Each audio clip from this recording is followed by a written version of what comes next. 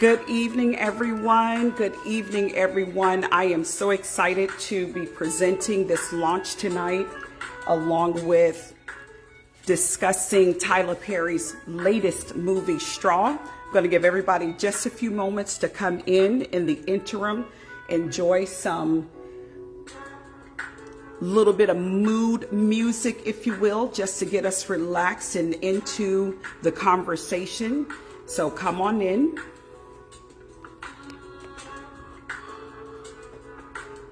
Give everybody just a few moments.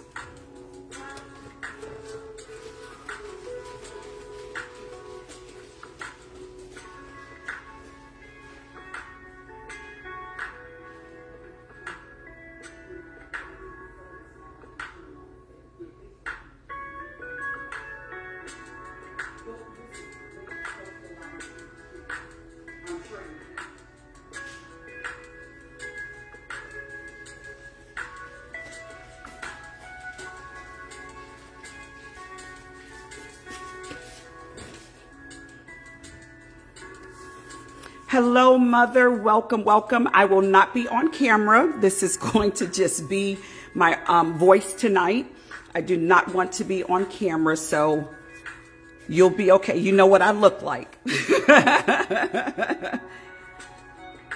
Let me know if you can hear me. I hope everyone has had an amazing day. You've made the day ridiculously amazing, as I'd like to say.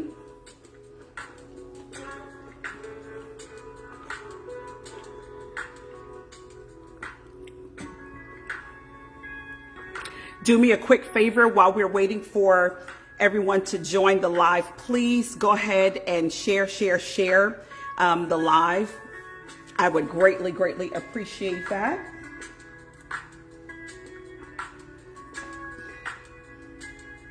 We're going to give it 3 more minutes. 7:15, we are going to get started. I do not believe in holding people longer than necessary.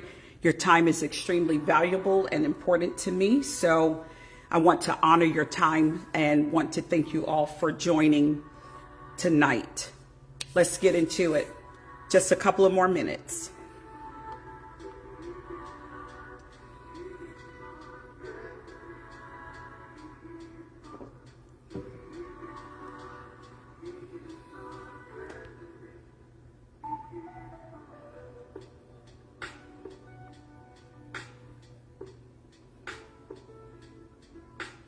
Yes, Wanda, smash that like button. I want to appreciate my sister so very much. She is my wing girl, my wing woman. She is just phenomenal when it comes to putting these pieces together, these projects together, and we have been working on this for quite some time. I wasn't exactly sure what I wanted my launch topic to be, and as this evolved and spoke volumes to me, I definitely wanted to share that perspective. Hey Bynes, that's my bro from Fort Lauderdale. So great to see you. All right, we're under 2 minutes now before we're going to get started, okay? So grab you some water or something to drink. Something to eat, whatever you'd like.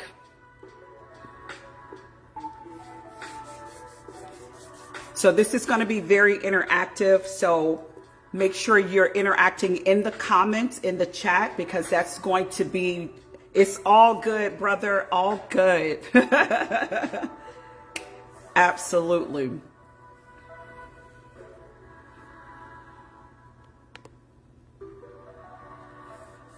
Yeah, this is my first time doing a live without being on camera. I kind of like it. But I also love being on the camera, so it's a little bit of a, but we're going to go with it.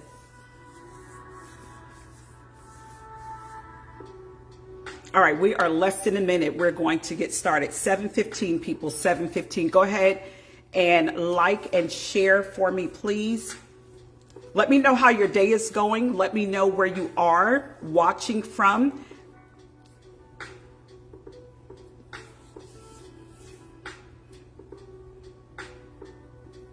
Right. Right.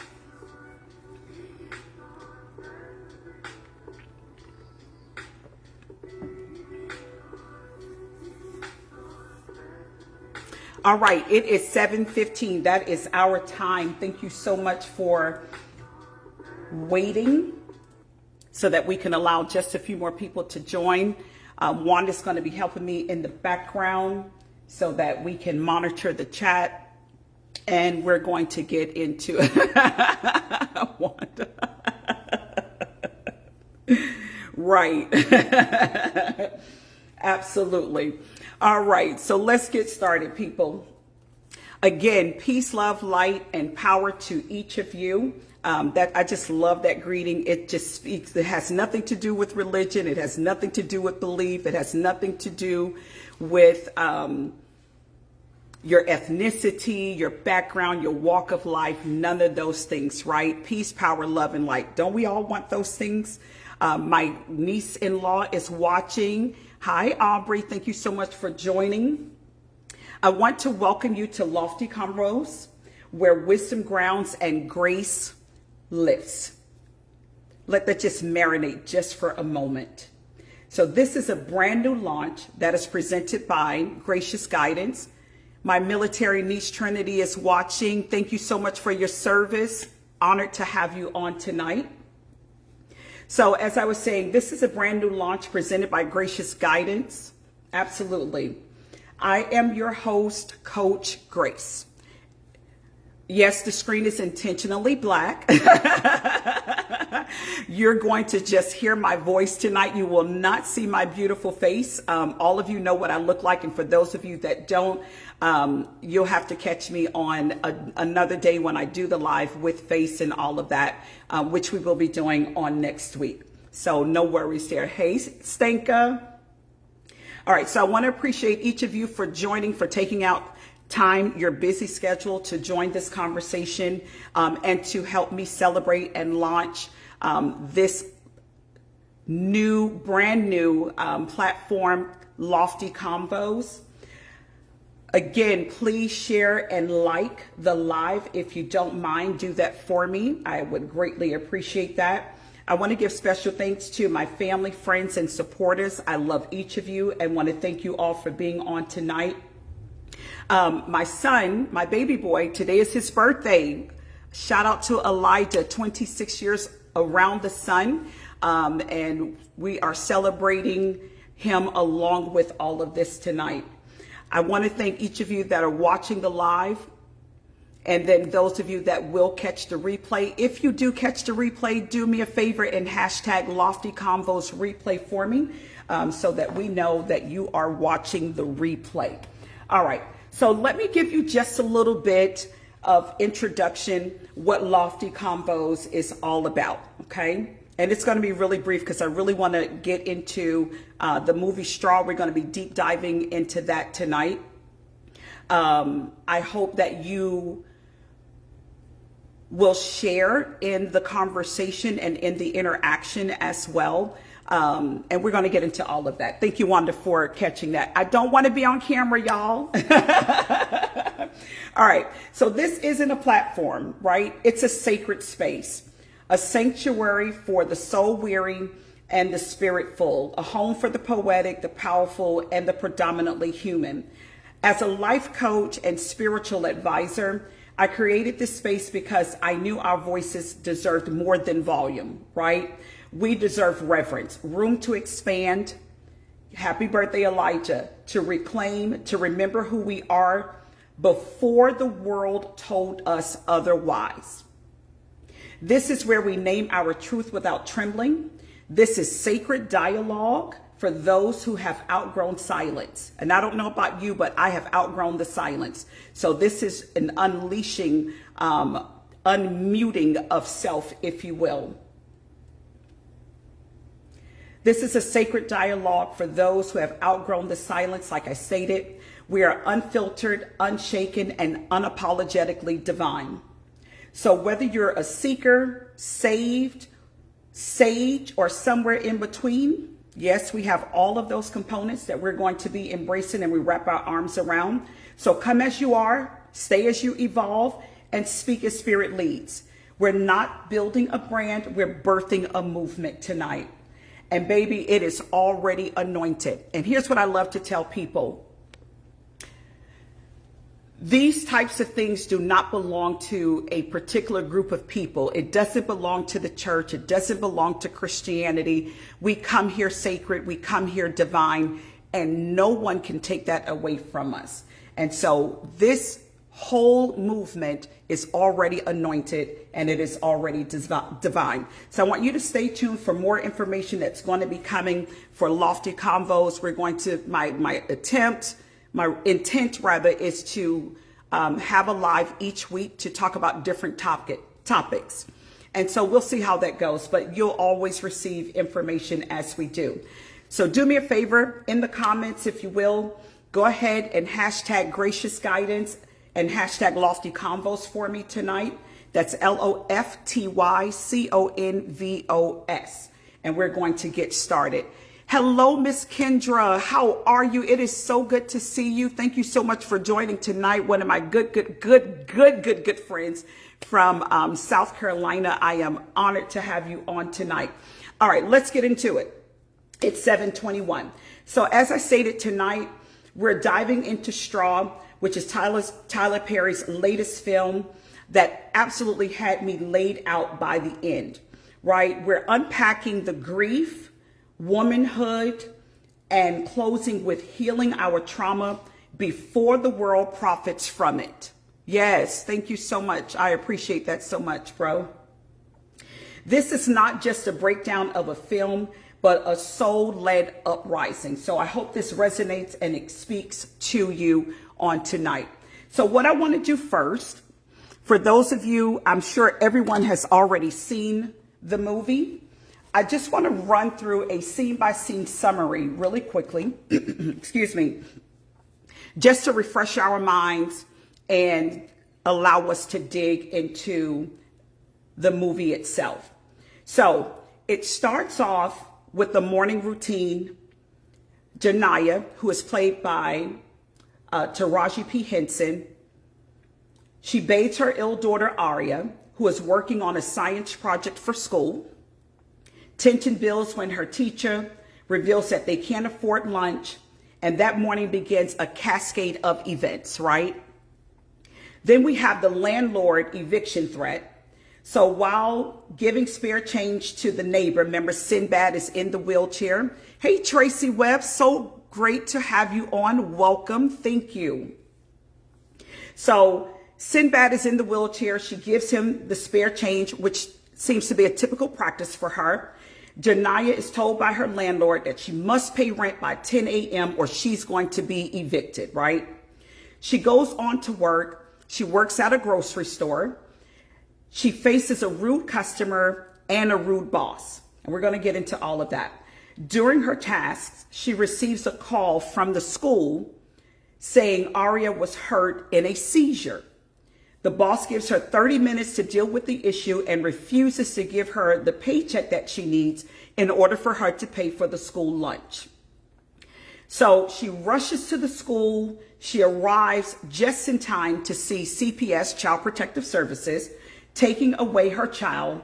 And despite later revealing the whole sequence was just a hallucination, right? Now, as she's driving back to get back to work, she's cut off by an off-duty cop who runs her off the road and threatens to kill her, then has his on-duty female colleague issue her a ticket. Of course, she's screaming and crying, "No, I can't afford it, don't do this," etc. She returns to work after 2 hours. She's late. The boss is angry. She's upset. She is now fired without her final paycheck, as the boss tells her that it's company policy to mail the paycheck to her. She gets home to find her belongings thrown into the street in the rain. Now, I don't know how many of you have ever been evicted. It is a very humiliating experience. And then to have all of your things thrown into the rain, which is now being damaged on top of all of this, right? Next, she returns to the grocery store where she worked, where she has just recently been fired, to retrieve her final paycheck. There are two robbers that burst in with guns. Janiyah fights back, eventually killing one with their own gun. And in panic, she also kills her boss after he accuses her of complicity. So he tells her, you must be involved. You set this up. And then she inadvertently kills him. Now, next is very interesting. There's a bank hostage situation. So she takes her paycheck with blood all over it. She goes to cash her check at the bank. The bank is now closed. The security guard lets her in the bank after the bank manager gives the okay. She approaches the teller, Miss Tessa, who refuses to cash it without an ID, which now has been stolen, she tells them. So she draws the gun she took from the store robbery, and everything then in this moment begins to spiral out of control. The science project, the wires, makes the manager think that it's a bomb. Right, Wanda? Again, causing the entire situation to spiral into this hostage standoff. Now we have a negotiation and a protest. And again, I'm just giving you quick scene by scene summary so we can dive in. Detective Kay Raymond, who is played by Tiana Taylor, negotiates with Janiyah.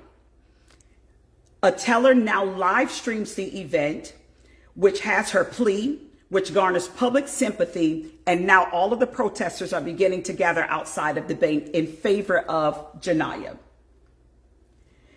Then there's the bomb reveal and strategy that comes into play here. Inside, the bank manager, Nicole, which is played by Sherry Shepard, and Janiyah, they disable the alarm while a bathroom note reveals the bomb is just Aria's science project. Janiyah is refusing to leave as long as the threatening cop is outside. That whole cop scene was absolutely very disturbing. He said he was going to create a scenario so that he could legitimately shoot her in the head and kill her. Right? So he's outside. He's threatening. The FBI pushes to storm, although she has agreed to release all of the hostages and surrender once the dirty cop is gone. So it's like, wait a minute, why are you willing to still storm the bank and create this entire situation when she is already committed to release the hostages and to turn herself in? Right? Raymond reveals the threatening cop outside and secures Janiyah's release of hostages. Here's the shocking twist. Janiyah's mother calls and says that the baby has already died the night before from a seizure. So all of the earlier events were all hallucinations. Finally, the FBI storms in. They throw tear gas clouds into the bank, and Janiyah then hallucinates that she is being shot. In reality, Nicole and Detective Raymond escort her out peacefully. She surrenders, and the film ends on a note of hope. Whew! That was a whole lot of, right? So what I want you to do, take a moment, take a deep breath. That's what I needed to do just now. And I want you to drop one word in the comment for me. What are you feeling right now, knowing the events that took place scene by scene? Drop that in the comment for me really quickly. What are you feeling right now?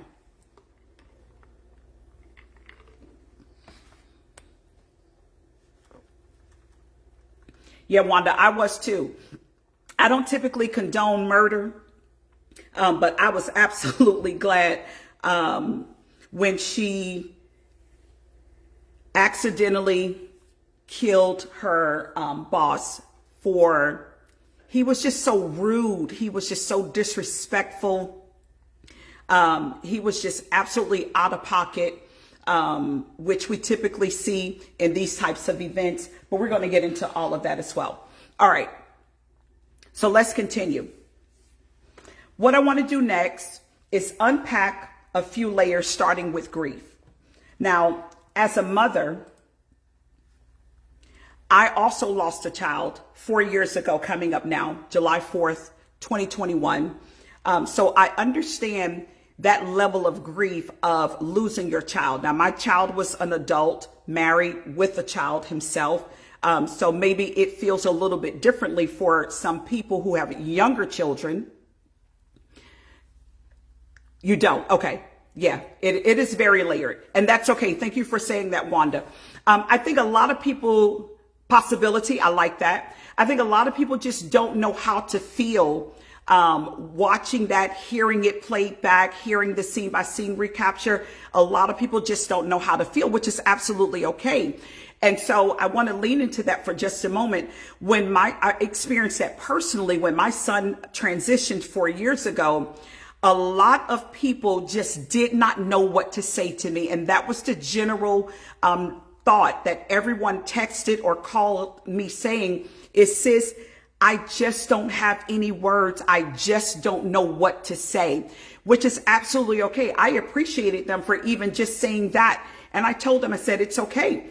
I don't have any utterance. I don't have anything to say or to offer, even in this moment for myself or to my family, those that knew him. So it's absolutely very challenging. So I get not having a response, but what do you feel even in the moment? Even for those of you that have watched it, those of you that have heard the play-by-play summary, what do you feel in this moment? Thank you. Of knowing that this has happened. And guess what?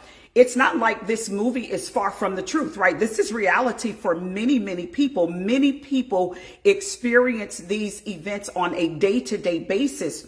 So I have an appreciation for Tyler Perry, just for capturing the essence of the message in this story. But we're going to get to all of that here in just a moment. So I want to start with the grief here for just a moment. And I want to talk about 3 points as it relates to the grief, and definitely, again, interaction. I'm going to ask you to do some polling for me here in just a moment, because I really want to see where we are collectively, how we're feeling about all of this. So the first thing that I want to talk about is the systemic setup. So the landlord threatens, job security issues, landlord eviction, confrontational policing. Each of these setbacks have a compound reflecting many real lives, as I forestated. So Janiyah didn't choose violence first, right? Let's start there. She chose to bathe her baby, to get up and go to work, to ask for her paycheck.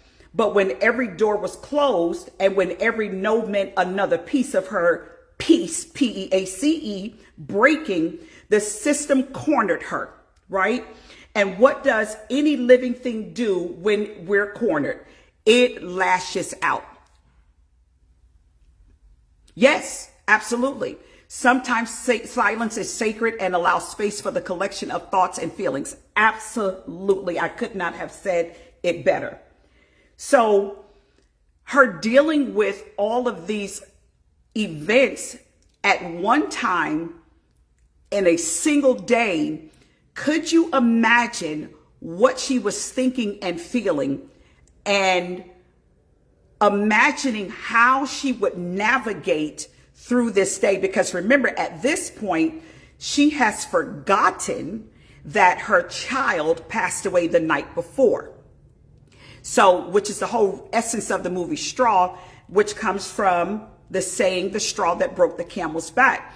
So there are situations in all of our lives. Hello, Alexis, my niecey poo. Thank you so much for joining. There are situations in all of our lives, in any moment for many people, that one more thing would be the final straw that breaks them. So I thought it was very important to dive in and have these conversations. So I want to ask you a question. Thinking about the scenario, thinking about the story, is Janiyah a villain? Is she a criminal? Or is this simply a mirror, a place of reflection for us all to look at ourselves through this lens? Talk to me. So what are your thoughts? Villain, criminal, simply a mirror, combination of all of the above? What are your thoughts?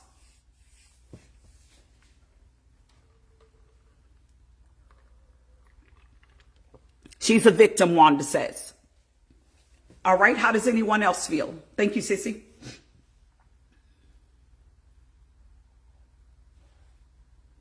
And my connection is slow for some reason. I have no idea why with this gigabyte internet that I have and all this money we spend each month on internet. So it could be the weather. We are in hurricane season and we are having some inclement weather off and on today. So that could be it. So I apologize for that. Combination. All right, Trent, I like that. Hello, Emma, all the way from New York. Thank you so much for tuning in tonight. We greatly appreciate that. I like that. A hero in my eyes too. Okay. I like that, Wanda. All right. So I'm going to continue. The next thing that I want to talk about. So we talked about the systemic setup.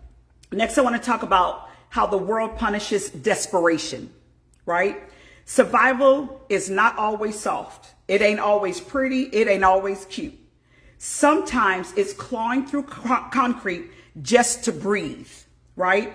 And when the world don't give you the space to grieve, to rest, to be seen, sometimes survival starts looking like a breakdown.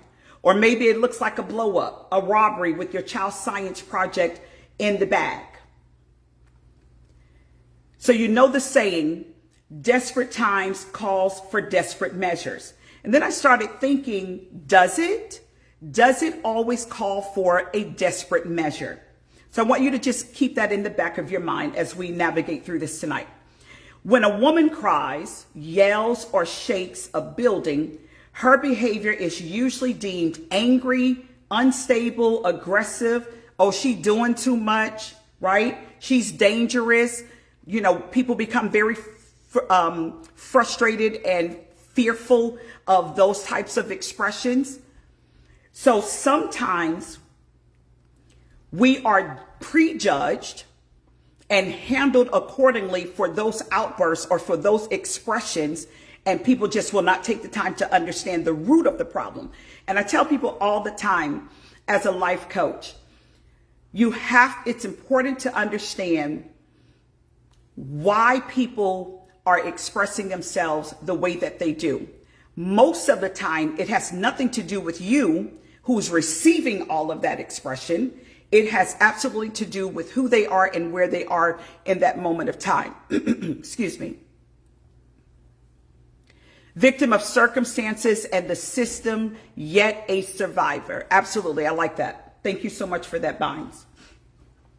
But what if we reframed this experience? What if the violence we're seeing is actually the scream that no one listened to until it exploded? Have you ever been there? I certainly have. I've been in those spaces where I'm saying it in a calm, collective manner. I'm saying it for you to receive it, right? But you're still not being heard. No one is still seeing you. No one is still understanding your perspective. And so the moment that you get loud, that you get rowdy, that you get beside yourself, uncontrolled expression, in those moments, it seems that's when the hearing kicks in and people are, oh, now you hear me. Now you receive, right? Yes. Now you want to hear what I'm saying. And then it's interesting to me, Alexis, that their immediate response is, why are you screaming? Why are you shouting? Why are you yelling? Why are you behaving that way? Why are you cursing? Yes. And so when you crash out, now everybody wants to pay attention and clutch their pearls and, oh my God, what's wrong with Grace today? So I have another question for you.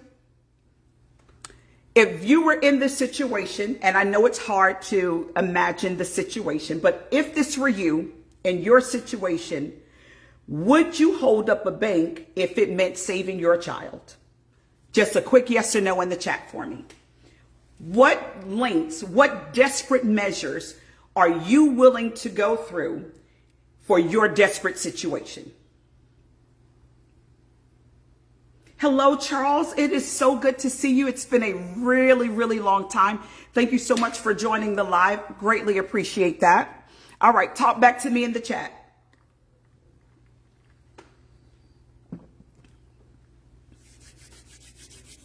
Yes or no? Who's going to set it off? Who's ready to put on masks, get a gun, let's rob the bank if it meant saving your child? Is that too extreme? Is that doing too much? Are there other avenues to consider? Is that the appropriate desperate measure?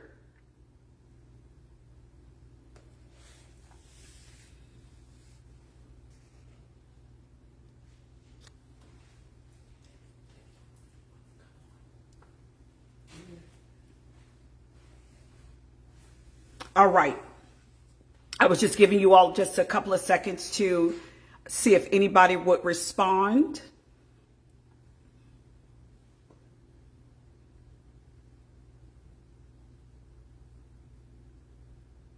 Yes, yes, absolutely.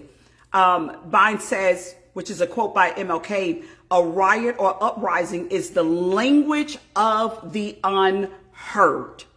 It is those people and those situations where we have been trying for people to hear us and no response.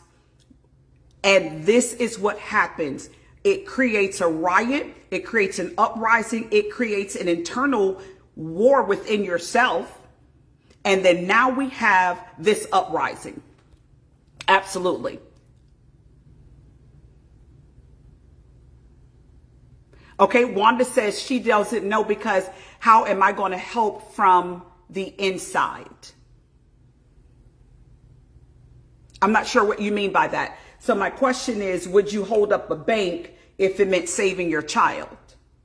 So I'm not sure which part you were referring to. Hello, Brianna. Thank you so much for joining the conversation tonight. Listen, y'all, I am very interactive. I like interaction. I like banter. Let's be interactive. Let's participate in the chat.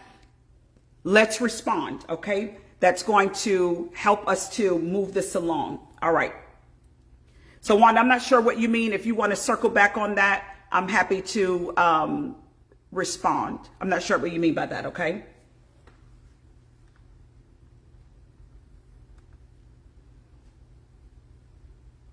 All right, so I want to move to the third part of the grief conversation.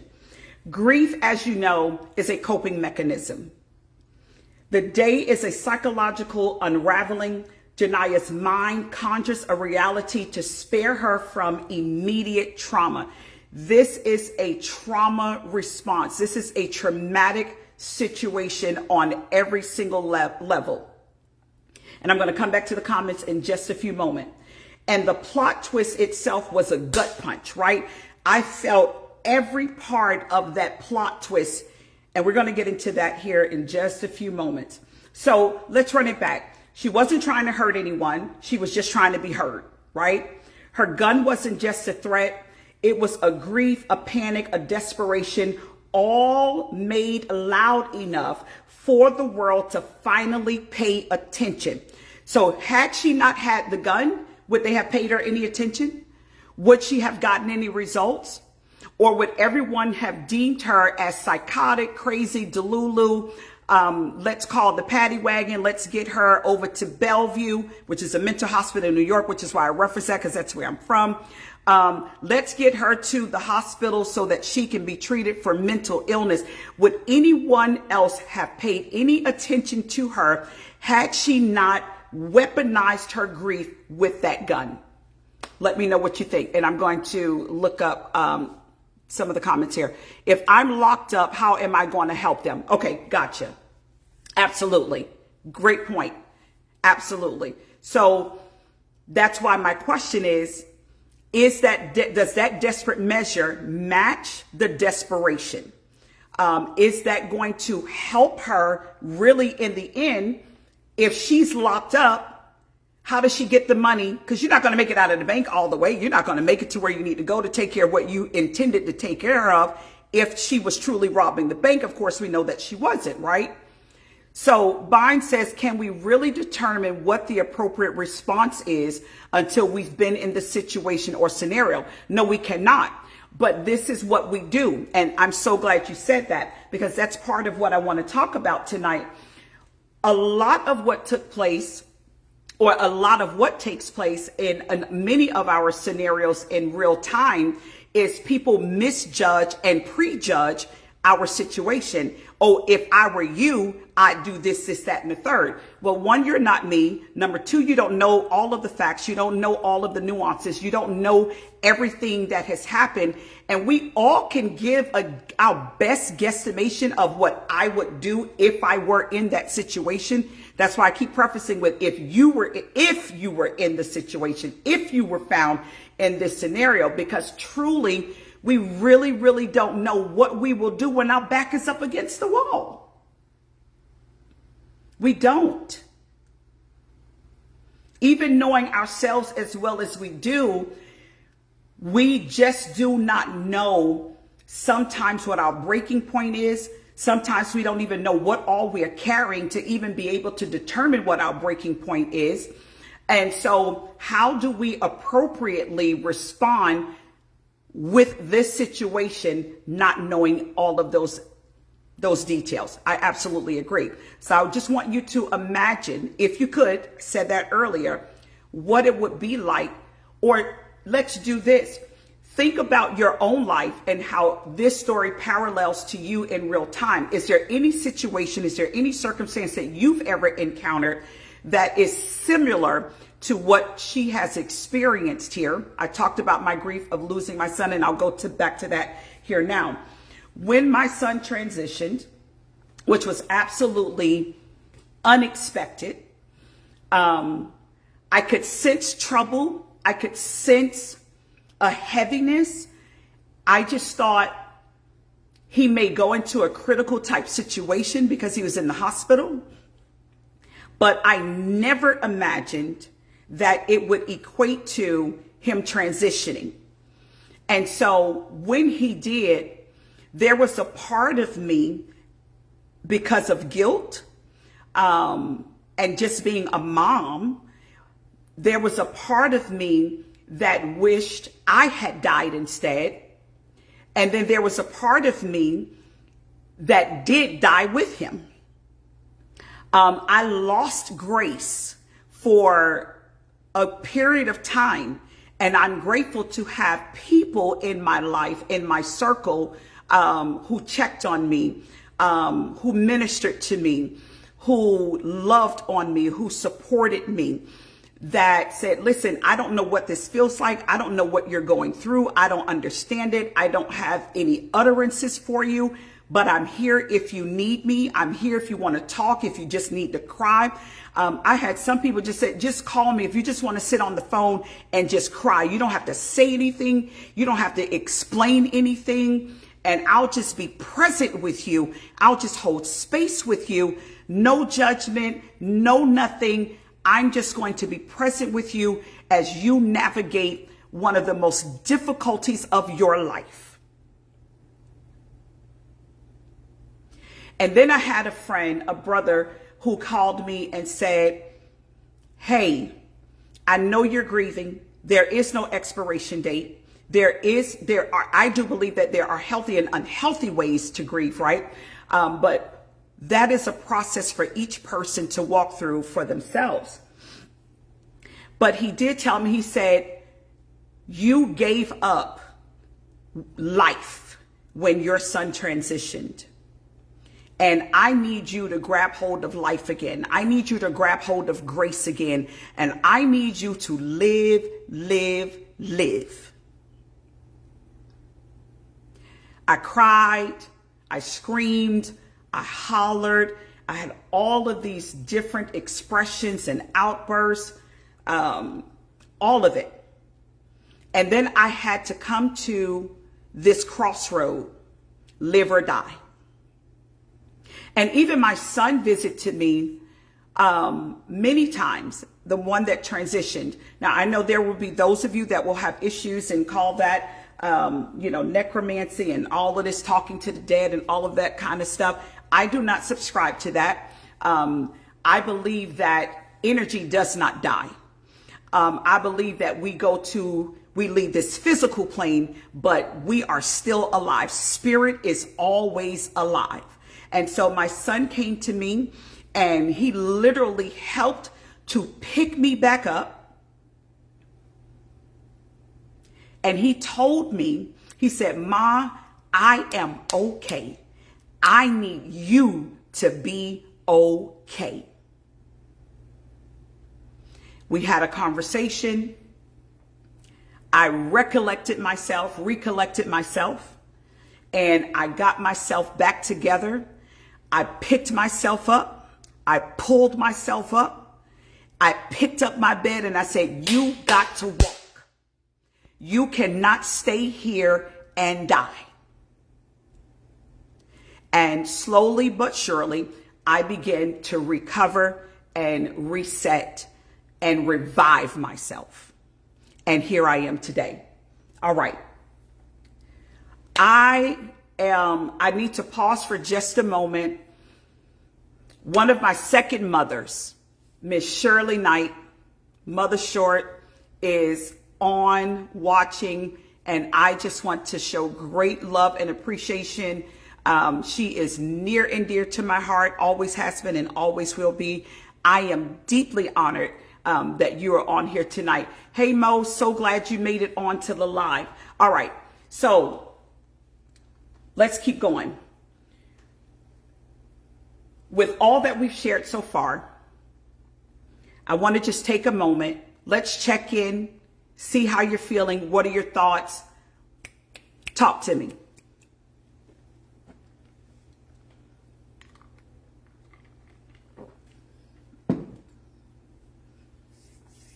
And then we're going to get into the next part, which I found extremely empowering and very, very interesting. They are now in the bank. And now we have Sherry Shepherd, Nicole. So ironic that that was her name, which is my sister's name that transitioned 8 years ago. And there's an entire piece here that I don't want us to miss. And I'm sure many of you, picked up on it and share the same sentiment, and it resonates with you. All right. So I want to next talk about sisterhood. Now, I have several sisters. I am the firstborn girl of my parents. And then my parents had two more girls, Nicole and Wanda. I do later found out, I'm going to bring Wanda on now. Thank you, Wanda. I almost forgot about you. I'm so sorry.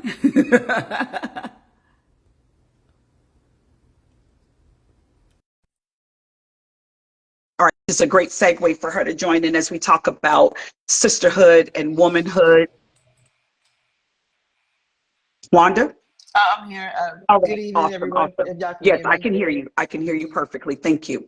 All right, so there were three girls. I'm the eldest girl of the three of us that were raised together in New York, Harlem, New York. Shout out to Harlem, right? Being the firstborn girl, now I had two older brothers who were protective enough when it came to us. But I was very, very protective of my sisters being the firstborn. And anytime there was a situation, just like still today, I'm going to pull up, I'm going to show up, I'm going to be there to assist. Now, although my sisters were younger than me, if I was ever found in a situation, which wasn't often, especially Wanda likes to fight. So she No, I was the don't. fighter. Nicole and I, we had the mouth, and we could go for broke with the mouth, but we could throw hands too. Don't get me wrong. I could throw hands. And Wanda, I remember there was a situation with some girl at school. I'm in elementary school, fourth or fifth grade, and there was a situation with another girl, and she wanted to fight me. We get into a fight. I'll never forget, her name is Rhonda. We get into a fight. Well, Wanda and Nicole see me fighting. Now I'm beating this girl with all I got, right? Here comes Wanda and Nicole. They've jumped in. So we got 3 girls on this one girl. I'm like, I don't need your help, back up. But I appreciate that whole solidarity, that support from my sisters at the same time. So I want to talk about how Nicole and Detective K held space and supported Janiyah in this moment. Wanda, I want to yield the floor to you, because I thought what we talked about, as it relates to this, was absolutely so. Wanda and I don't always share the same sentiment when it comes to certain things, but this was interesting to me because we both picked up on the same thing. We didn't watch it at the same time or anything like that. We had conversation days apart, days later, and she really zoomed in on this whole experience at the bank when it came to the women. Wanda, go ahead. Which part you want me to talk about? I just said it. At the bank with the women, with Nicole and Detective K. Let's talk about those 2 characters for me. Well, with Detective K, I think she felt initially that something was off initially. Right. That she could not have been, the situation, what the evidence was presenting was not what her gut was telling her what actually happened, or laid out to what happened. So as time went on and they were at the bank, she was the only one, besides Nicole, she was the only one who stood in solidarity with her. She was the only one that was willing to look at not the evidence by itself, but to look at her intuition first, which led her to everything else with the evidence and whatnot. So for me, that was like such a crucial moment for me, when those 2 women just stood with her. It was like, regardless, well, we're not going to leave you. And the fact that Nicole knew that her baby had already passed the night before, and for her to walk through that whole movie, Mm-hmm. knowing and understanding that, she never once said, hey, look, crazy lady, your Right. your child is already gone. She stood with her because she recognized if she had said something to set her off even further, all of them could have been gone, because that would have been the extra straw on top of the camel's back. Right. Right. So I think that was such a huge moment in the movie, which I think a lot of people maybe kind of miss over. But that was such a huge moment in the movie, when she had the intuition and the knowledge and the wisdom to say, look, we're not going to upset her. I'm not going to upset her anymore, because she's already dealing with a lot. And when she said, I'll take your baby for you, Yes. that touched me, because like, we didn't know until the end that Right. the baby had already transitioned, but Nicole knew and held grace and space for her and recognized how to maneuver and deal with the situation. Absolutely. Absolutely. Because as you stated, um, we don't know, while Janiyah is asking, she's telling them, listen, they're not going to let me live. They're not going to let me go home. They're not going to let me go back to my daughter. In fact, I'm not even willing to leave until y'all get that cop away from here so that I can leave, because she was afraid that she was, of course, going to be killed. And so when you have people who are holding that kind of space, no judgment, can you imagine being held at gunpoint and think a person has a bomb and is also robbing the bank? That all equates to, you have nothing to live for. Even if you're doing this for your daughter, you're showing signs that you're willing to die at this point, because you have a bomb, you're holding us at gunpoint. Like, this could be the end all be all for all of us. And so I appreciate the detective, like you stated, who said, wait a minute, the math isn't mathing. How many people are in those spaces where people are misjudging and miscalculating their experiences and saying, oh, no, you're crazy, you're delusional. you got a bomb, she's going to kill us, she's robbing the bank. When I thought it was interesting that she kept telling them, I only want to cash my check. Why are you giving me all of this money? I'm not asking for any of that. I want my 500, what was it, 516? 521. 521? Mm-hmm. $521. That's all I want. I just need my money so I can pay my rent and get my daughter some food and her medication. Even in that, no one was listening. Why? Because the situation itself was telling them something different. It takes a special person to be able to hear and see simultaneously and then make a decision on what is really going on and how to proceed. Had they stayed in that misjudging and fearful state of mind, like you said, everyone could have been killed instantly, and that would have been the end to the whole situation. So here's a question that I want to ask you all. After hearing the details, does this change how we view Jania's choices? In knowing everything that has taken place, is Jania in the wrong here? Because I had a conversation with someone who brought up something I thought was interesting, that she could have made better choices for her situation. And then I thought, as a people, as an observer of people's lives, we don't know all of the options that the person has. We only judge it by the choice that they made. Sometimes we just don't have all the information to say, no, you were wrong, you should have did this, you should have did that, you shouldn't have done this, you should not have done that.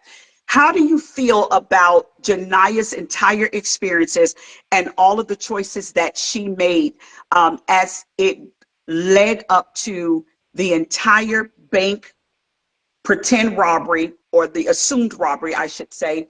How do you feel about the choices that she made leading up to that moment? Wanda, I'll start with you. I think for me, it was, I don't know if like choices is maybe the right word for me to kind of, I don't, but I think because it starts back at the grief moment, at the breaking point, at the straw for her with her child dying. So with if we take that and put it at the forefront, um, everything else to me is secondary, because that is where the issue or the problem or the straw that took her and catapulted her to everything else. So if those choices was made strictly from her losing her child, so it's, and like you were saying earlier, if no one ever experienced that, then I can't really speak to that. I can sympathize, but I can hold some space for empathy. But empathy means I've gone through that. Sympathy means I understand what you're going through, but I can sympathize, but 100%. But empathy, I can hold space for that, but I would not know how that feel to lose a child. So for her to make those quote unquote choices, I would say that for me, it's both, because she was Okay, dealing at that point, she was dealing with a mental issue. She was mentally broken. So, and my thing, like, where were her people? Like, she didn't have anybody in her corner, like other than her friend and her coworker friend. And I'm wondering, did her coworker even know what happened to her daughter? Because, like, where was she at other than in the movie? Her presence was only at the store and nowhere else. So did she even know about the child dying? And I'm sure she would have been there for her, being that that was her only friend. So sure, I just it just it's a hard call to make, because we're dealing with the mental aspect of it too, as far as I'm absolutely, looking at it. Yeah. sure. I agree with you. However, let's just keep it real. How many of us sit in that same seat of judgment, though, and we observe people's situations from the outside, and we all have done it and have all felt a way about what they should have done, should not have done, even though we don't fully understand what they were confronted with, what their options are, or even what the experience itself is as you stated, losing a child, but we still, oh, they went too far. Oh, now she didn't have to do that. All of these types of things. So I also want to talk about the bank teller. There's a lot of commentary about Tessa, and a lot of people had an issue with her not cashing the check and telling her what the bank policy was because she didn't have her ID. Right. So, how many of us would be willing to jeopardize our livelihood for the sake of helping out a mother who is in this tremendous, critical, stressful situation? Not very many people. Like you said, we can empathize, we can sympathize, but who's going to put their neck on the line to say, I'm going to go out on a limb here and I'm going to ensure that this mother has what she needs in order to take care of her child? Not very many people. So although we all keep saying, it's hard to say because I've never been in that situation, but we do it all the time. We judge people's situations without knowing. We have something to say about the situation without knowing, which is part of the problem, which is part of what I want to address. That is a critical issue that we have in our society. And instead of holding space, holding grace, uplifting in these situations, we tend to tear down. We tend to be very nasty, very hostile, and not understanding whatsoever of the situation. Right? Right. So, knowing everything that happened up to this point, because remember, they're all feeling away, experiencing all of this with her, right? In the Mm-hmm. movie. And it's not until they go live with the live stream and she begins to have a conversation. I think she's on the phone with the detective, isn't she? Yes. And she's given the detective a recount of everything that led up to that moment except the passing of a child. Because remember, this is what triggered that emotional trauma, is what triggered this entire response for her and the hallucinations, and she doesn't even remember that part of her life that happened that day. So with what we know about the situation and the plot twist, how is it? And the mother in the movie, she asked the question to the teller: how can you hear what has happened and still feel the way that you feel? Now, does she have a right to feel the way that she feels? She's being held at gunpoint. There's potentially a bomb. She could lose her life. She has a family. She has a home life to go to. Is she entitled to feel the way that she feels? Absolutely. Is she then entitled to take that same feeling and to belittle or mistreat or have disregard for Janiyah at the same time? I think not. But I think that's what we do more often than not, is we feel justified for our experience and how we feel about it. And then we also feel entitled to treat people and have the expressions that we have with people in those situations like they don't have the same entitlement. She's entitled to feel the way that she feels because her life is threatened. What are your thoughts on that, Wanda? I 100% agree. And then I think, when we were talking about it day before yesterday, and I think you brought up the fact that with Tessa, is that when you again, we've never been in those situations. The majority of us has never been in a bank where it was being held up, or on the opposite side of a teller, and having Right. to experience anything like that. And so if that opportunity was ever presented to any one of us, I'm sure we would be in a panic mode as well.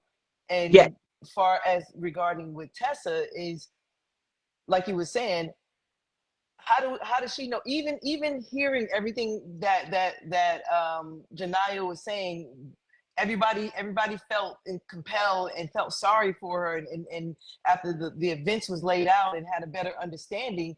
But the flip side of that is also, how do you know she's telling the truth? Because Yes. in everybody's mind, well, let's say as far as Tessa's mind, I'm sorry, this woman crazy. She Yes. crazy. So how do I know that she ain't playing with my top? She ain't playing up the dome. How do we know that? Because we don't, I don't really know you. Yeah, you come in here and cash your check every 2 weeks, but I don't know you. Right.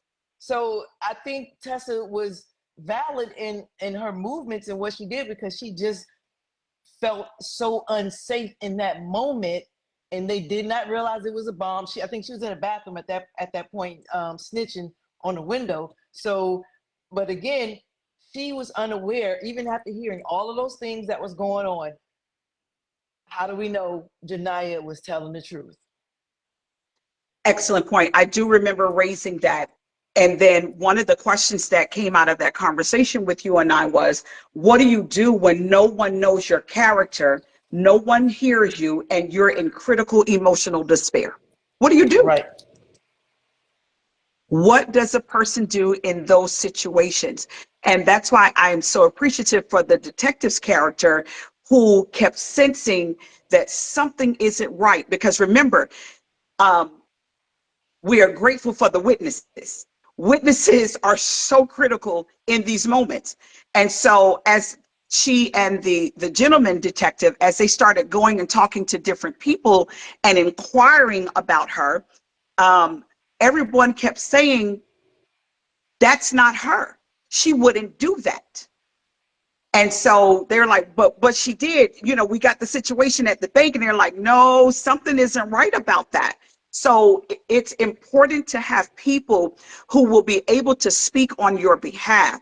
And I believe that in these situations, somehow or another, God, Jesus, the universe, whatever terminology you want to use, angels, ancestors, guides, whatever you want to use, somewhere someone shows up and says, hey, it connects the dots and it gets us what we need so that we can receive the grace that we need in those moments.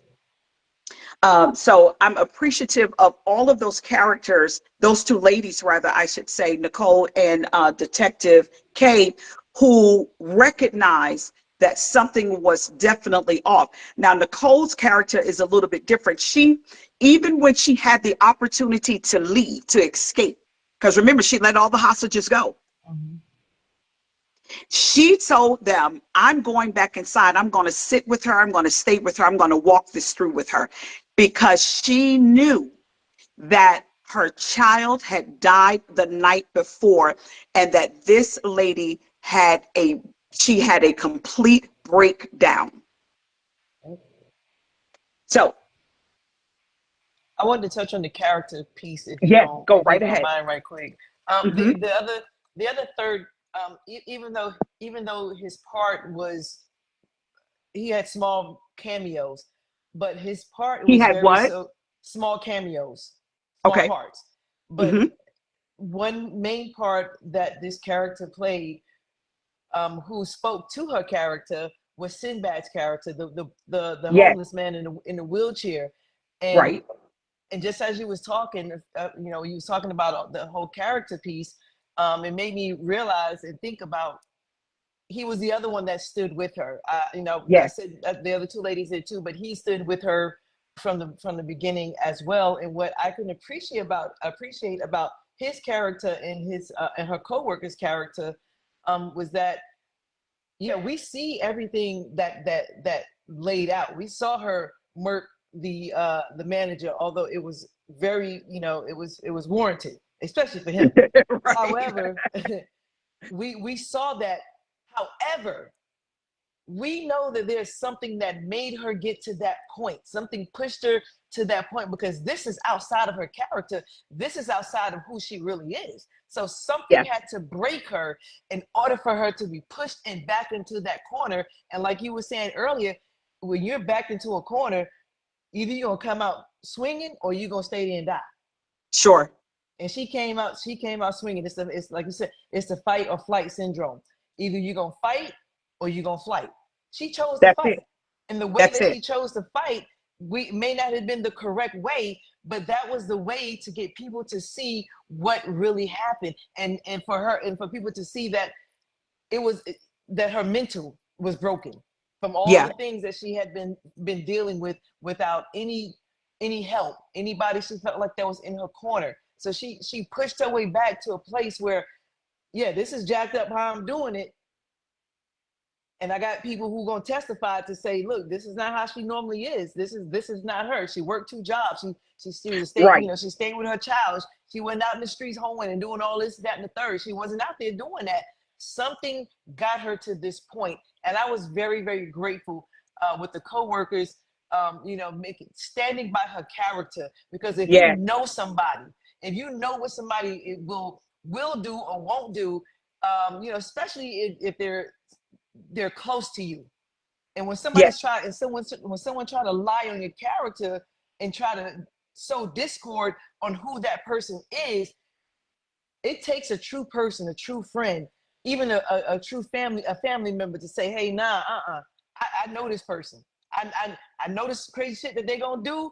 I know this crazy stuff that they're not gonna do. That crazy stuff that you say they're gonna do, that ain't them. Yeah. And when we can appreciate somebody standing up for us, 10 toes up and 10 toes down, look, that's a person you keep in your corner for the rest of your life. Absolutely. Absolutely. 1000%. Because even if my behavior that I'm currently experiencing is a direct contradiction to my character, then I need someone to be able to say something in that moment that says, that may be what she is doing right now, but that's not who she is. Right. And when you know a person, even if you don't know what they will do in a moment, but when you know a person, you can speak to their character and say, wait, now I know Wanda will do a lot of things, but this ain't one of them. Right. And You know, if I'm she gonna cuss is, you out and all that stuff. Yeah. right, right. All of those things. Hey, cousin, so glad to have you on. Thank you so much for joining, my cousin from Augusta. Um, there are some things we just know that's just out of pocket for that person, even if they're doing it. Even if they're doing it, say, no, I don't know what happened. I don't know what's causing her to do this right now, but that is not who she is. So I have such a great appreciation for everyone that stood 10 toes down, everyone that spoke up, because there are a lot of people who say, you know what, I don't want to get involved. That's not my business. I'm not getting in that. And they remain silent. Because what if it is true? Because you don't want to be found, oh, you sided with them and they were wrong and they did this and they did that. Yeah, they may have done all of those things, but something in them broke that caused them to change who they were in that moment. Because that is not who she is. How many people will stand up for us and say, that's not who she is, that's not who he is, that's not what they are about? Not very many people. Because we funny like that. We funny like that. And we just need to be honest with ourselves and hold ourselves accountable, which is the whole point of all of this. Is I believe that the point of this movie is a mirror. It is something for us to reflect within ourselves, for us to look within and see what we need to heal within ourselves. Because for me, this movie was triggering. It triggered the trauma of my son transitioning. It triggered the trauma of hard times. It triggered the trauma of being a melanated woman in this country. It triggered the trauma of being a single parent. It triggered the trauma of my children not having a father in the home with them. It triggered so many things for me personally. And I think anything that we shine a light on, you know, that comes up in our energy or that resurfaces for us, those are things that we still need to heal. We still need to mend. We still need to reflect on. We still need to deal with. So I want to ask you, you can put it in the chat if you'd like, or you can just answer within yourself. What was triggering for you as you watched the movie Straw? What emotions? Whether raw, whether old, resurfaced, new, what surfaced for you as you watched all of this unfold in front of your eyes, especially after you realized that as she was pivoting in her mind, those were hallucinations. And now we've come to realize her child died the night before. So she woke up at 6 a.m. like any other day. This is what I have to do today. What are your thoughts? Marilyn, so glad to have you on. Thank you so much for joining the live. Thank all of you who are on. Greatly, greatly appreciate that. Tell me what your thoughts are. As people are writing in the chat, Yeah. my trigger was it's probably gonna sound a little off-putting, but that's just me. Your trigger, it's okay. Yeah, my trigger was how people was treating her. Well, her manager and the people in the store was treating her so horribly, especially the manager. And Want to pause for just 1 second. Look who just joined. Callie. I saw Hey, Callie. bro, how are you? Wow. I am just like, deeply, deeply humbled, blushing, and grateful. Thank you so much for tuning in. Go ahead, Wanda. Peace to you, bro. The triggering part, one of the main triggering parts for me was when her manager had such a lack of compassion towards her, and how he was just treating her so nastily. So when she let that lead off in him, I actually was smiling that she did it, because there's no reason for someone to treat and talk to someone so nasty. There's no Sure. reason for anyone to dehumanize someone and degrade them and belittle them so nastily. Like there's no reason to do that. And I hate when people treat someone so nasty like that. So that was a very, very triggering moment for me, because I can't see how people, and again, this is not a religious thing or whatever, but whoever you Right. believe in, if your Bible or your Quran or whatever manuscript or scriptures or verses that you listen to that are supposed to be inspiring about love, there is no reason for anyone to treat someone that nasty and that horrible if you are in a religious mindset or you believe in whatever you believe. There's no reason for someone to be that degrading to someone and say that this higher power instructs you to love and be compassionate and have all these things, and yet people go and do the complete opposite. So when she put that lead in him, I was very, very, very happy. I was very Yeah. happy. Yeah. Let's talk about that for a moment. So she's in the bank, at the store. She goes to pick up her check because he was such a prude and wouldn't give it to her earlier. He says, "You're 2 hours late and you want your check?" Yes, I want my check. I need my check. I have responsibilities I need to take Hi, care of Kelly. right now.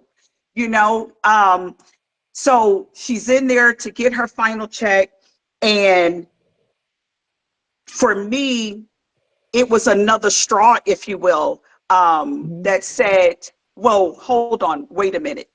So you mean to tell me that with all that you have witnessed, because remember, her manager is a witness to things that she has been going on. She's been communicating with him. She's been telling him she's had to leave work. You know, he's complained about her having to leave work to take care of her sick child and all of these things. And you mean to tell me you turned the whole shebang around and you tell me I'm complicit?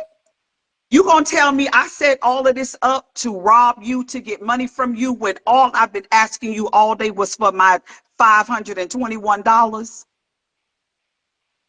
And And that so ain't in that nothing compared moment, to every 2 weeks. That for pissed no me, that reason, pissed me Callie, off too. right, no reason. He was angry for no reason whatsoever. It was mean and hateful. You're absolutely right. And he definitely could have given her that check. We all break rule. We all break protocol when it's convenient for us. But seems when the tables are turned, the shoes on the other foot, it's a different story. Just like Sherry Shepherd, Nicole, the bank manager, the bank was closed. Most banks will not let you in, but it's still up to the discretion of the bank manager to say, you know what? It may be 2 minutes after closing time. Let her in. Let's get her taken care of. I know this lady. But then, right. But then again, she knew and understand from the previous night events that her child had already died. So Correct. she understood. I gotta Right. help this But we woman. don't notice at the time. So Right. we just think she's being, Being she's nice. just looking, Yeah. she's just being kind and considerate Right. because she knows the lady, she knows the situation. She comes in here every week. So at this moment, we just think she's just, being a great human being. Hmm.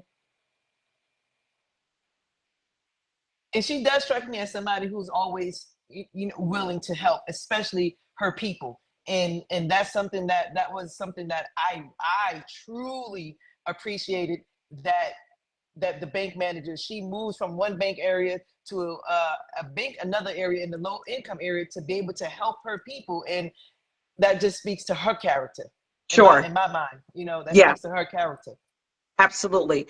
As Callie said, I love the bank manager's heart. That's what Yes. stuck out to me and stuck with me the most through the whole plot, the whole story, was that heart.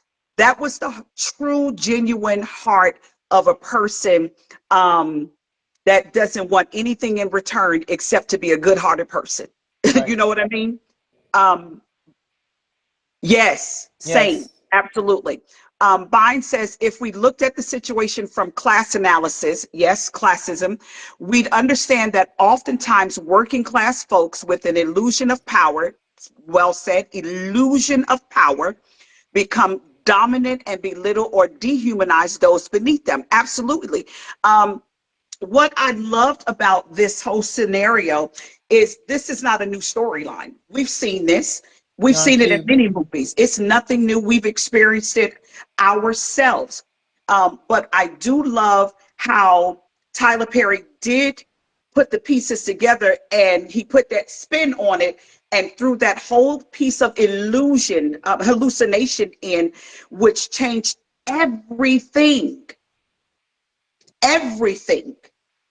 Now, a couple of questions we need to ask ourselves, um, because we do see these things. We've had these situations that we've seen in our own communities. Is a person within their right to take matters into their own hands because they're not being heard, because they haven't been, no one sees them, no one feels them, no one understands them. Um, do they have the right to take it to this extreme?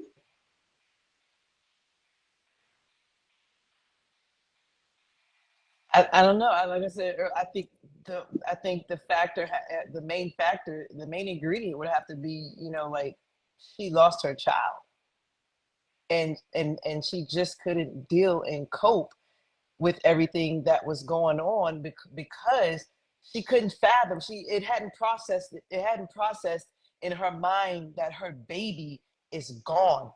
Right. So when you don't process things out all the way, you're going to continue to be in that same mentality, in that same space, doing the same thing, because it was a very natural thing for her to, you know, her child. That's all she had.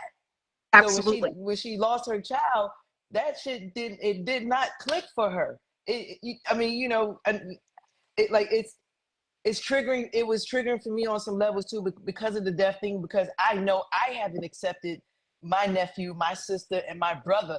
I fully haven't accepted that they're gone, even though I had seen Cole in 8 years, and seen Dante years, I'd seen Prince in 2, 3 years. So it was triggering for me on that level, because I still have not accepted that their physical bodies aren't here, even though we don't see and talk to them every single day like we used to. So if someone says something that maybe kind of correlates to them, and I'm thinking you're talking about them, that's a triggering thing for me. So I don't know what kind of spin that I might do or take, because I'm triggered. Right. Because I haven't separated the two. I haven't accepted the two. And because she didn't have people in her corner, or maybe again, I don't understand how a coworker didn't know, how her manager didn't know. Like, none of these people knew, from what it seems like. Even the teacher, Right. no one even Yes. seemed to know what was going on, except for the bank manager. How was she the only one that knew that Janiyah had lost her child? Yeah. So I It's yield. heavy. It's heavy. Absolutely. And I said this earlier. I'm going to speak to what you just said, and then what mine said in the comment, which I said earlier. A lot of what we encounter with people has nothing to do with us. It has to do with them. You say It that has to all do the with time. where Yes, they you do. are. It has nothing whatsoever. And you and I have those conversations all Right. the time. And I know it's like, don't take it personally. It has nothing to do with you. You're like, but it is about me. How do I not take it personally? So because it's not, you are experiencing it and you're getting the end of that expression, but it really is an issue, an internal issue with that person. It speaks to who they are, not who you are. So that was the thing that Brian said. The grocery store manager's issue is not even with Janiyah, it's with himself. Absolutely. Right. Totally with himself. Totally with himself. And then what I'll say to you, Wanda, anything that we bring you find awareness in, that's the thing that you need to deal with and to heal from. And I know that's been very challenging for you, and I appreciate your transparency and vulnerability even in this moment right now, that you haven't dealt with the transition of your family members. And while we can all sit back and sit, I'll use Dante as an example. Mhm. He was my son. She should just get over it. She was just his auntie. That's the posture and position that people will take. I wish they would.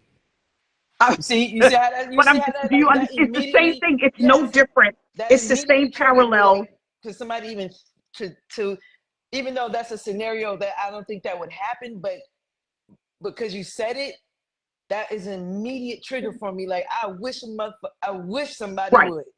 Right. But do you understand that's the same Yes, parallel? And yes, those are the same types of things that we do to people when we are absolutely. sizing up and judging the situation and calculating the experience. That's exactly what we do. Facts. We do. Instead of holding space and saying, listen, because guess what? Here's what I tell people all the time. What a person means to you may not mean, that person may not mean the same thing to the other person. Your nephew means something greater to you than people would understand. And that's Maybe. because of certain experiences that the two of you have had together.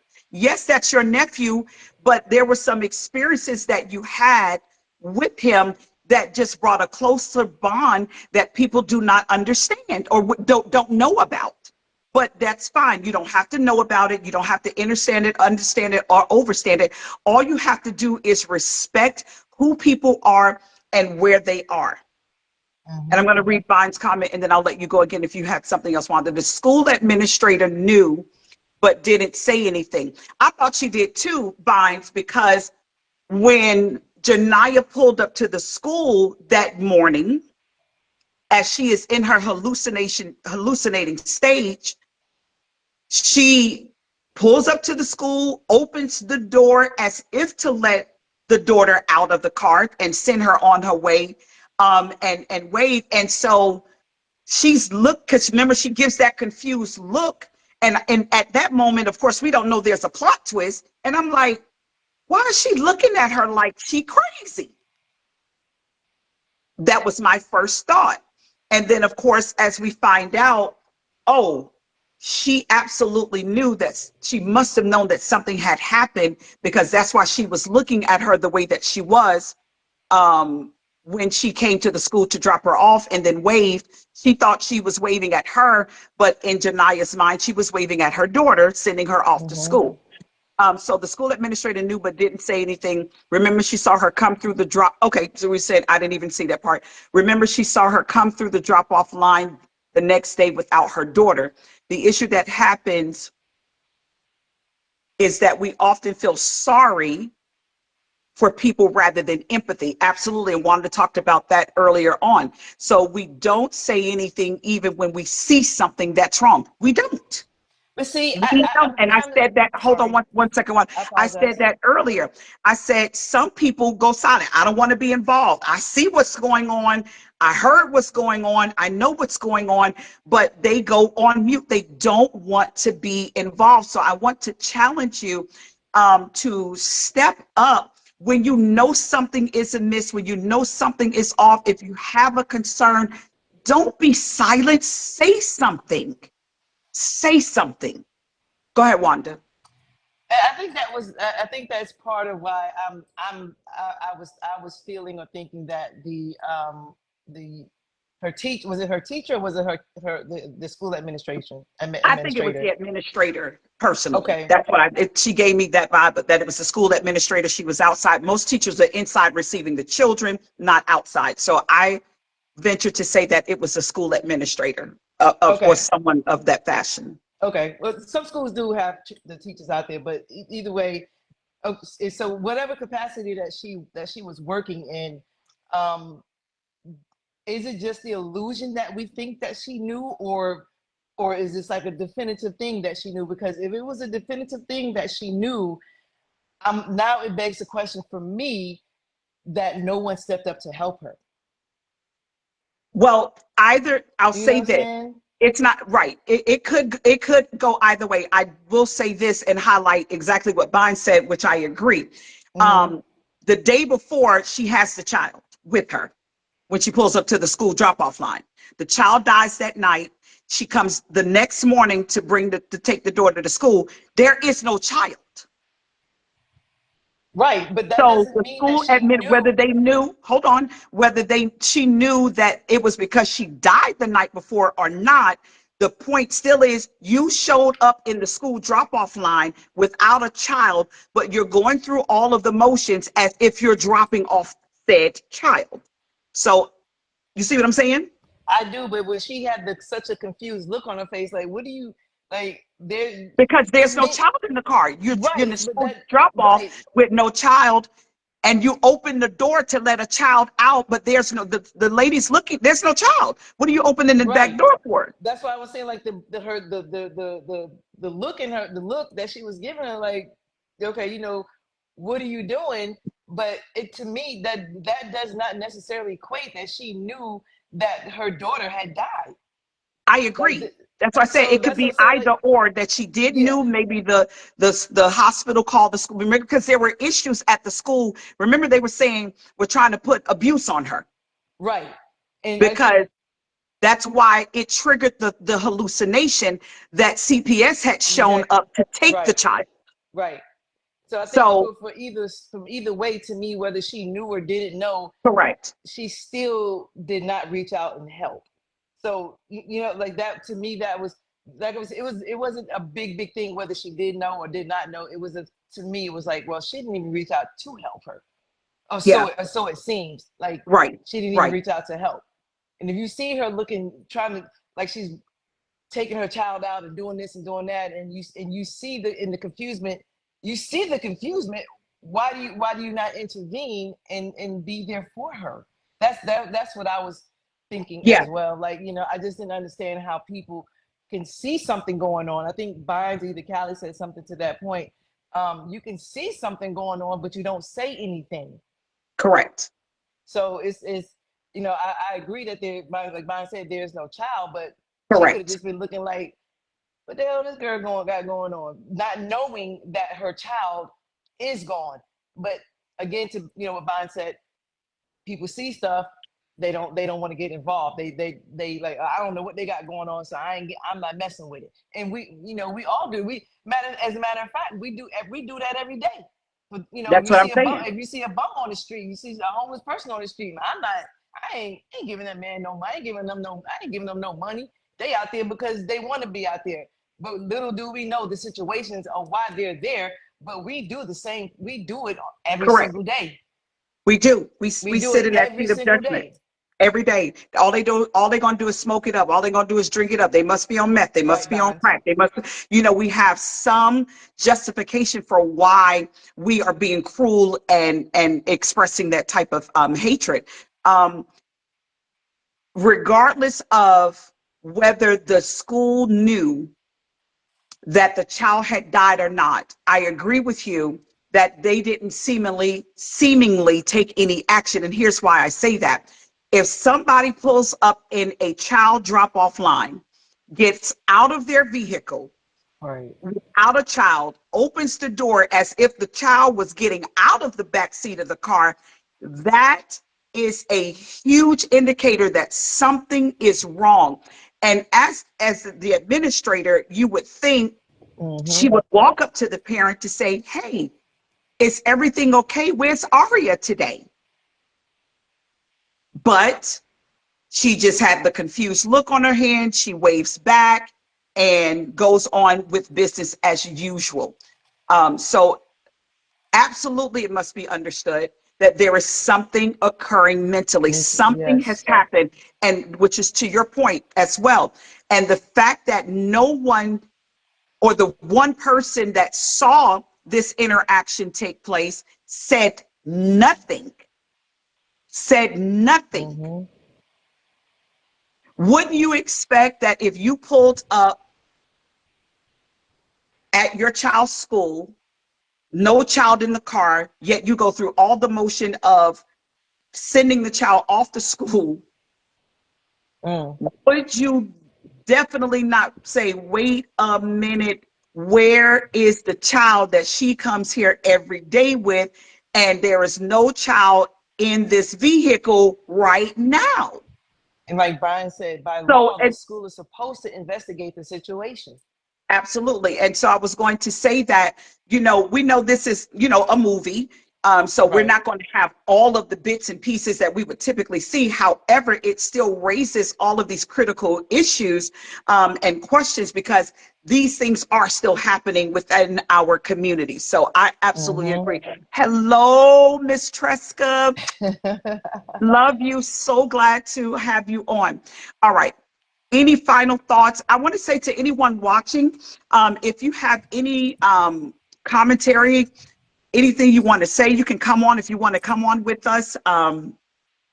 I would love, love, love to have a father or male's perspective. Callie, anybody that's watching, anybody that wants to come on, if you want to join, just let me know. Just click the request button and we'll add you in. If you want to be on camera, fine. If you don't, you don't have to. As you can see, I elected for the first time in life not to be on camera. So, all right. I wanted to talk That was about a the. lot. Here's what I want everybody to do just for a few moments. Let's take a deep breath. Woo. I'm saying I'm on my crusade.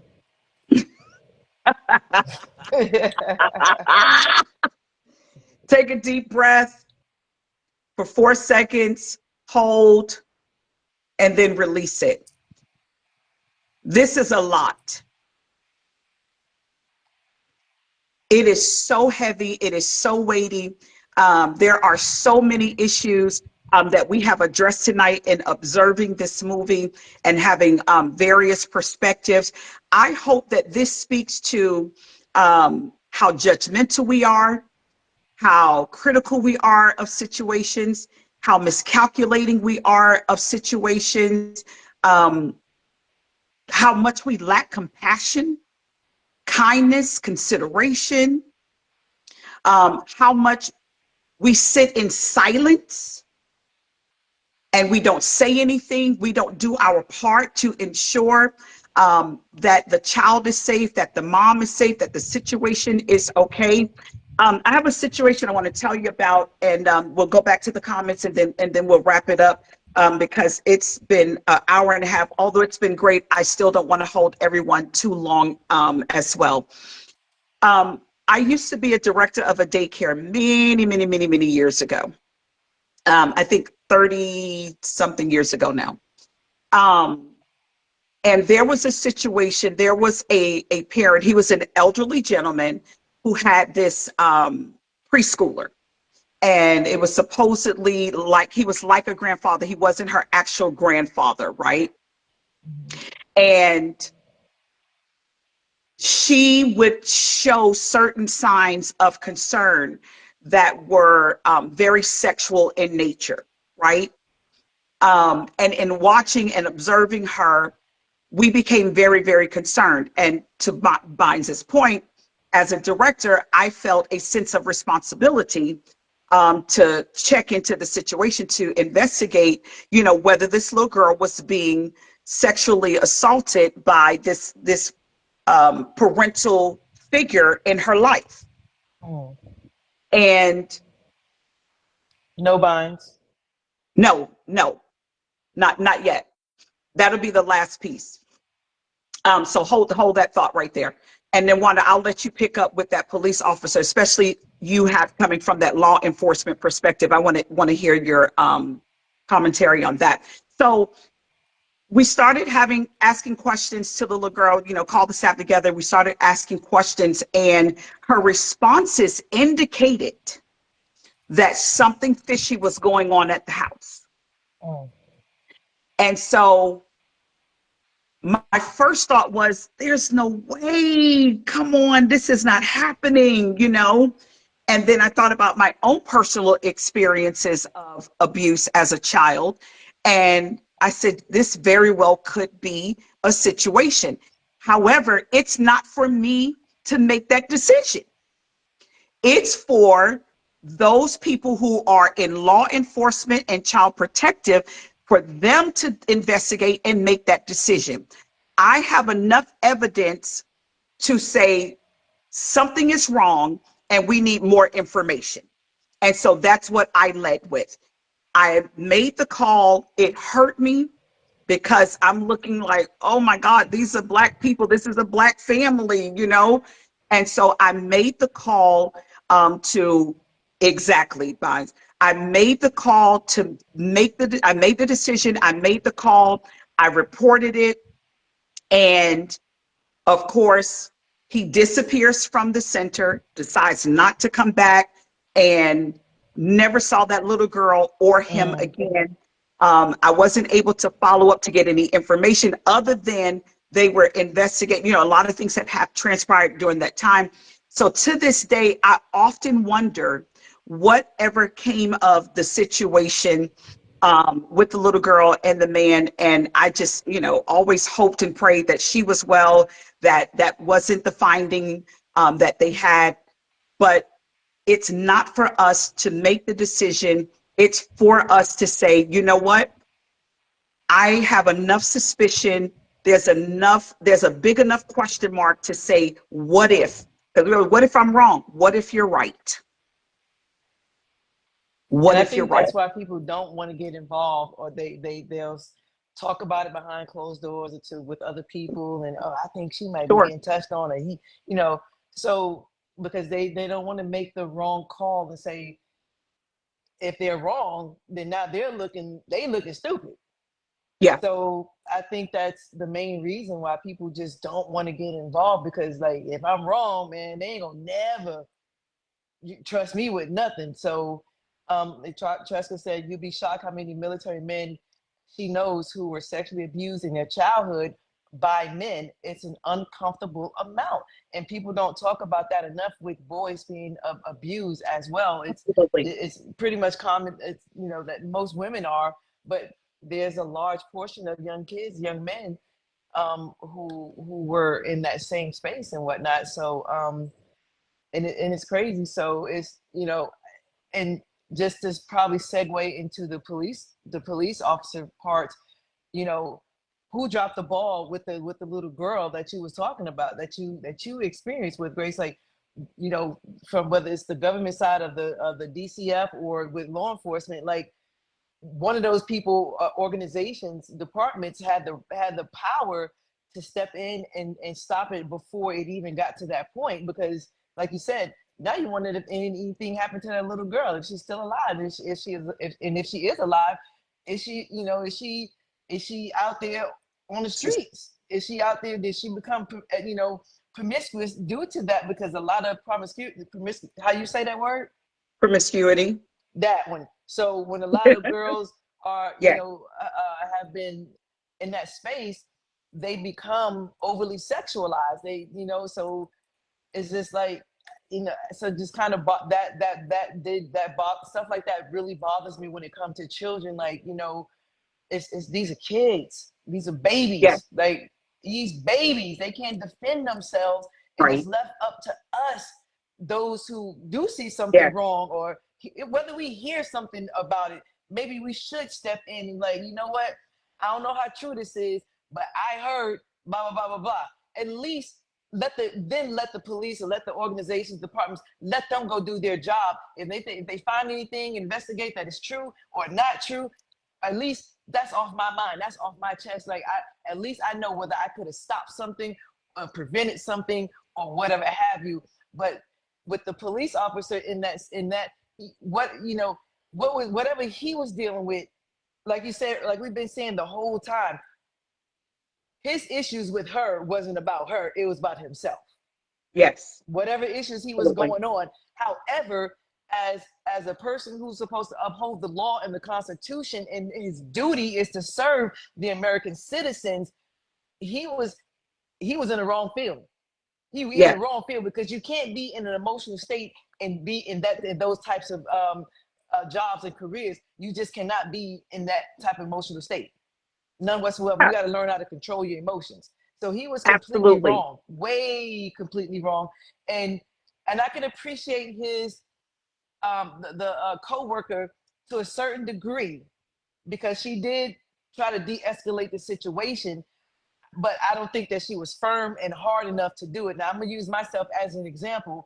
When I was working in corrections and law, you know, a different branch of law enforcement, we had a very, very combative inmate. I mean, this boy was going ham. He had been sprayed 4 or 5 times. Hell, we even up spraying each other, trying to get his ass, trying to get him sprayed. But he was tased, sprayed, everything. It took me to say, wait, what happened? What's going on? And he said, he told my captain and lieutenant, he said, I'm only going to talk to Officer Wilson. She's the only one that asked me what was going on. So after everything was to a calming point, he said one of my coworkers pushed him into the wall and hit his head. And when he got inspected, he had a knot on the back of his head to corroborate his story. Wow. So he was just acting out. He was sprayed and tased and taken down, all for nothing, because nobody wanted to listen to him. Nobody wanted to find out, why is he acting like this? Until I'm like, yo, calm down and tell us what happened. And that's Right. when he told us what was going on. Just one voice to say, tell me what happened, which is what the detective did. She said, I'm listening. Even though they Right. tried to get her off the case, you know, they took her off the case as a negotiator and all of that. And she was explaining to them, I have a bond with her. I have a rapport with her. We've been communicating. She's opening up to me. She's listening to me. They still would not listen. And so the issue that I have with the officers, I mean, there's so many issues, Yeah. but Plus, I think he was that racist. power tripping, that power ego, has destroyed a lot of people. Although all of those negotiations had taken place, and Detective K had gotten her to agree to release the hostages and to turn herself in. Once they showed proof that that officer was gone, they still made a decision to rush in. They still Mm-hmm. made a decision to storm in. So it makes you wonder about their agenda, which sounds like they had a hidden agenda. and they were just unwilling to let them deal with the situation amicably, so that everybody could go home and there not be a situation with all of these deaths. I agree. Now, that female officer, um, I'm trying to remember that I'm live and I want to be appropriate. That female officer ticked me off because she could have done more than what Right. she did. Sure, she got him to back down, you know, but all of those threatening comments that he made about killing her, a reason to shoot her in the head. Mm-hmm. How, there's no way another officer, if I'm an officer, you're going to tell me that about a citizen that you don't even know what's going on. And he was the one in the wrong. It's like, what did he have going on? But again, it wasn't about her. It was about him. He had his own situation. He had his own issues that were going on. But she did have an opportunity to shift that situation. But of course, you know, the people in blue gonna stick together. But here, if I may interject, if I may pin your Hold on one second, because I'm reading the comments. I want to get to the comments Oh, and okay, I'll flip it okay. back to you. There was no reason, you know, where was her empathy as a female? And why was she unwilling to help another woman? You know, I didn't understand that part of it at all. Callie says the FBI agent was just like the store manager to me. He absolutely was. Absolutely. And I'm gonna say it out loud now. I wish she had pow-powed him, you know, in that For real. moment. And I do want to say something that Bynes is doing, because I think this is very important, where Tresca talked about the boys who are sexually abused. And he said he's starting a community read with a group of men this month. They'll be reading The Man Not by Tommy Curry. Absolutely. Peace and power to you on that, brother. I hope it is a huge success. And more importantly, I hope you all land in healing, and not just the story. Um, I also want to speak to something Callie says here. They either become, which he was responding to you, Wanda, Mm-hmm. they either become promiscuous or they shut Mm-hmm. down. Yeah. In my situation, Callie, I was both. Mm. I was both. After 8 years of sexual abuse, I was shut down and promiscuous. Can you imagine that combination? Baby, I was a wreck on a wreck, under a wreck, heading to a wreck. So I absolutely do agree with you and understand that. Bynes finally says, Wanda, then I'll flick it back to you. Flip it back to you. Curry provides a deep analysis of the victimization of boys and men that we often shrug off and see as no big deal. We absolutely do. I have quite a few friends, male friends, probably because of sharing my own story as well, who also are victims of sexual abuse, childhood sexual abuse. And some of them have shared it publicly. Some of them have shared it privately with me. I even had a friend who's a pastor in Jacksonville. Um, we kind of lost connection for a few months, and he was just on my mind really, really heavily, right? I kept saying, nah, I'm not going to bother. I'm not going to bother. I got my own stuff going on right now. I want y'all to hear me, right? I got my own stuff going on. I had 4 surgeries. I got all of these health issues and challenges right now. But he was just the further I got in the timeline, the more he just would not leave me. And so after having a luncheon one day, I just said, okay, that's it. While I'm writing, I'm going to call him. I call him and he said, oh my God, it's so good to hear your voice. I said, how are you? I said, you have been on my mind for months, very heavily. I said, I'm going to be completely honest with you. I had my own stuff going on and I thought, oh, he's okay. He's all right. He hasn't reached out. I'm sure he's okay. And the man had had a mental breakdown.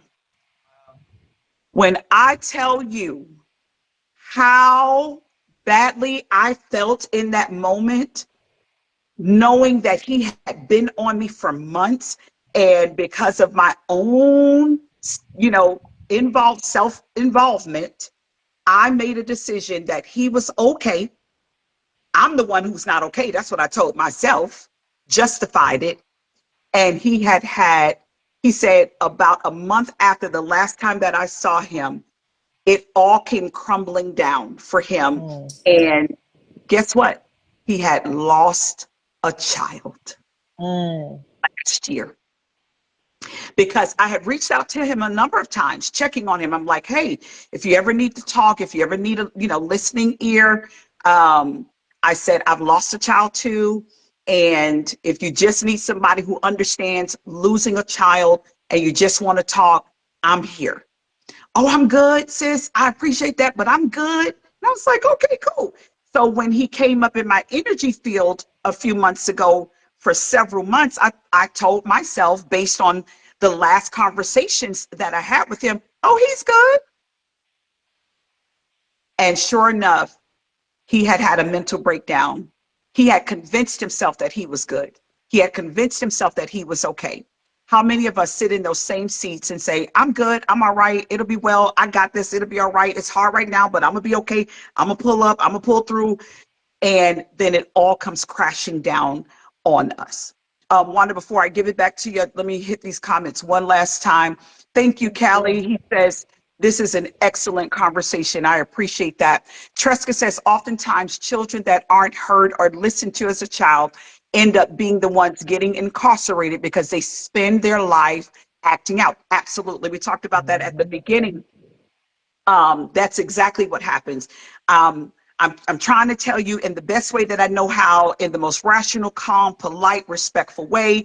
And I'm getting louder and louder and rowdier and more out of control in my expression with it because you're not hearing me. And that's the main thing for people. They just want to be heard.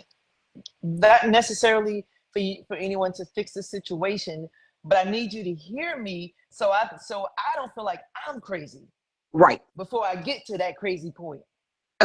Right. You know, because Absolutely. that's what we deem it as, or crashing out or Yes. whatever have you. But it's Yes. just that I just need somebody to hear me, hear my thoughts, Absolutely. hear my heart. Absolutely. That's all. Yes. That's all I'm asking for. Right or Yes. wrong, I'm not looking for you to even say anything. Just hear me out. That's all I need you to do. Hear me Yeah. out. You just said something very key. Oftentimes when we do listen, it is to correct, it is to give our own 2 cents, it is to give our judgment. Well, if I were you, or if you were wrong, you shouldn't have done that. And people just want to be heard. We can get to all the other stuff later. They just want to be heard in that moment. Vine says both white men were functioning from an illusion of patriarchal power. Absolutely. Mm-hmm. White men tend to see women as objects and often dehumanize them. Absolutely. Um, that comes from so many different places. We're not going to get into that part tonight, but Vines, I know that is your realm, and I just love that. Mm-hmm. I definitely would like to do a collab on that, the men piece, and bring our men to the conversation. And, Please. let's have some lives on that if you're open to it. So let me know. Let's see. Children, not just adults, need to be heard. Absolutely. My mom, she talks about that a lot, especially considering, how we were reared. And now we've all, looked back in retrospect and introspect and have said, there's some things we need to do differently with the children, that we're raising. And so she always tells us in the family, children are people too. They have feelings and want to be heard too. Yep. Because how else they're going to learn how to communicate Yeah, effectively about how they feel? right. We have to realize the era that our parents, especially those of us that's over 45, 50, years Yeah. old, our parents come from two different generations. I'll use our father for an example. He comes from a generation where they call the silent generation, where Yeah. that generation they was taught to hold it in. They was taught to work hard, don't cry, boys don't cry, men don't cry, you suck it up and you go do what you have to do. So that internally was passed on to the next generations until we're here at this point now where we're like, wait a minute, Right. men are supposed to cry. They're human too. And if we teach them how to, if we're basically teaching them to suppress their Yes, emotions, and like Tresca said, because they don't have an outlet, because they was taught, or we were taught, boys don't cry, that's sissy, that you don't do stuff like that. yes, They internalize that all those emotions, and you wonder why. And I'm not justifying anybody's behavior or anything like that, right. but then we also have to look at how did they get to this point? Why are they at this point? Who put them at this point? What situation broke their straws back? You know, Yes, so when we suppressed, these our generations was taught to suppress all these things. How else are they supposed to show what happened, or I'm sorry, not what happened. How else are they supposed to exhibit their behaviors? How are they supposed to work through those channels and through those waters if they've never been taught? absolutely. Um, Unhealed children become unhealed adults. Absolutely. So we grow up and we're still left with all of these traumas and situations, and no one helped us to understand ourselves. No one helped us to understand our emotions or thoughts. In fact, we weren't even given a voice. We couldn't even use our voice to speak about our own pain. For me personally, um, I was in my 20s when I made my parents aware of what I had suffered. And keep in mind, I had a child out of that experience. And they did not know that. Of course, they knew about the child and all of that. I told them it was my boyfriend, blah, blah, blah, blah. Because how do you tell your parents, at 13, something that's been going on for 8 years? And I can't get into all the details. I won't get into all the details, but there was a situation that happened that caused that individual to know, I can get away with this. And so here we are. All right. Boys and men in the U.S. are in crisis, and we're not talking about it. Absolutely, Yeah. Bonnie. I spend in my circles and my circles of influence and connection, I have these conversations with our men and our males. It's important to me, and I've always been an advocate for males, understanding what I've been through. I try to look at it through a different lens, and I understood somebody hurt him and did him that way. And so hurt people hurt people. And so that's what I was experiencing, his level of hurt as a result of him being hurt. And so that's what I went through. And I also will add, healed people heal people. So it's not just the hurt that we want to take away, the painful side of it. There is the positive side of it, the healing side of it, that we can come back and help each other heal. Absolutely. It Mm-hmm. equates to brokenness and non-wholeness. And that's what people are fragmented within themselves. And that's what we experienced. And that's what we saw with those white officers, the FBI agent, the black man at the bank, all of that, the two robbers that came in, with Yeah. guns and all of that. All of these things speak to our brokenness and what Absolutely. we need to be healed in. So I hope this conversation highlighted either issues within yourself to address. You may not have been sexually abused. You may not have any mental illness, but there are other components that we've talked about tonight that you may find. Maybe you sit in the seat of judgment. Maybe you're critical. Maybe you're silent. Maybe you're passive. Maybe you don't want to be bothered with the complexities and issues that we're dealing with as a society today, and specifically in our local communities. So hopefully you've heard something today that would kind of jar you, that would kind of, highlight, whoa, because again, the mirror and the light reflects upon ourselves first. And so, Wanda, did you have anything else you wanted to say before I wrap up with the last piece? I did, because when you were saying something you started just talking a few seconds ago, how the unhealedness and all of that stuff and whatnot. Um, what people don't, and just to go back a little bit, it's still dealing with having to deal with complexities with Yes. other people. Um, with the white female police officer, I, she, like I said, on one part, I commend her. I appreciate that she tried to. I won't say try because she didn't try hard enough, but she de-escalated the situation enough to where Janiyah can get on with her, go on about her business, you know. And what people don't understand on the backside, on the other side of that coin, is that she can't necessarily go against her coworker. It's an unspoken word, and that unspoken word is you don't you can. She did enough to where she got him off her back, Right. but she didn't follow through with reporting anything to their supervisors or anything Right. like that. What people don't understand is that you have to work with these people, and when you're the black sheep in that community, it's not you might as well go ahead and get another job. You might well, Right. you might as well you might It as well makes it leave the hard. force, because you're going to get ostracized. You're going to get Yeah. picked at. You won't hardly get promoted. It's so many things that go on behind the scene when another officer goes against another officer, and I wish we would realize that and take away the black and white against it, and because the situation, and it is a black and white situation, or we make it to be a black and white situation, because it's another triggering aspect for us. Yes. So when we see a white cop doing this to a black person, then we automatically get upset and take it to the racist realms. Yeah. But with the white cop and the white cop, why she didn't stop and do more?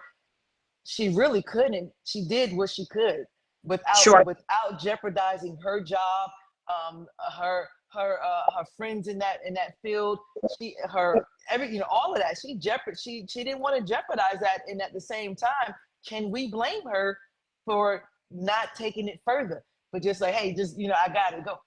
Can we blame her on that? Because it's so Right. much that goes behind that, but I don't think people really realize that and understand that part of it. That's a hard Sure. thing to do. You're literally between a rock and a hard place Yeah. in those Yeah. situations. Absolutely. I've been there. I was the Yeah. officer that had to say, look, this is not right. I don't Right. want no part of it. Write me up, do whatever you got to do. I'm not part of Right. it. I got to Yeah. be able to sleep at night. Absolutely. Yeah. Yeah. Vine says yes, but rather than be honest about that, that's what I was going to say. She threatens to arrest Janiyah. Not only does she threaten to arrest her, she also says, I'm going to call him back over here. I didn't like that either. I'll call, do you want Yes. me to call him back over here? And I'm like, whoa, sis, what are you doing right now? Like, Now, now what? hold on, And let me again, finish reading I'm the sorry. Go ahead. comment. Oh, Oh, I thought sorry. it was done. I'm sorry. I'm sorry. I'm sorry. That's okay. Threatens to arrest Shania. While I understand the context, all I'm saying is own your, okay, Yes, y'all have to I read it. Own your stuff. mhm. I get, yeah. Absolutely. But Go ahead, Wanda. at the same time, again, I'm strictly speaking from a law enforcement perspective. Not that I agree with her methodology or anything like that, because I think Right. she could have done way more. This wasn't his first encounter with probably with another officer doing it, but Absolutely not. they let this go on for so long. Um, Yes. if this is what I'm thinking from a law enforcement perspective, sometimes I think that she was saying those things to get her to calm down. Like, hey, look, I can't get you to calm down, so I know you're afraid of this man over here. So if I use this as a threat, she's using verbal judo to get her to calm down and de-escalate the situation further. I mean to escalate. She's trying to de-escalate the situation, because you're going ham, and I'm trying to help you, but I can't help you if you keep going ham. So in her mind, again, I'm not saying that she's wrong, that she's right about it, but in her mind, maybe that was the best course of action to get her to calm down, so she could get her away from him. I get I that, understand Vines, that. but I get that I was saying because I remember was what saying she was so upset about was she was gonna write her a ticket. She's like, I don't have the money for this. I'm already struggling. It was again another fear Straw. tactic and Hmm. all of that. Another straw. There you go. I like it's another straw that was breaking her piece by piece, and that was the only thing that she thought. Both of them are in the same boat, if you will. Hmm. You got the offer that's saying, I don't know what else to do to calm you down, so I'm going to use this tactic, which we all know that law enforcement, is very capable of doing. Right. Then you've got the person who's saying, yeah, but you're not hearing me. If you give me a ticket, it's just going to make it worse for Right. me. Right. So it's loaded. This was so very, very loaded. Again, I hope we I, take all of these pieces of this conversation. I hope you dissect it within yourself tonight over the next few days. I hope you go back, as Callie said, I gotta watch this again. I got to, dive a little deeper into this, because there may be some pieces that may speak to us on a different level now.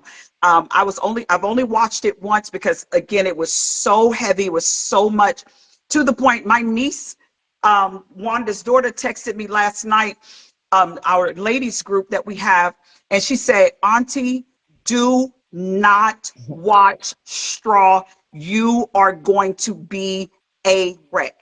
That's too late. I watched it the moment I woke up Friday. I had been waiting on it and already watched it. I said, I was a mess for several days.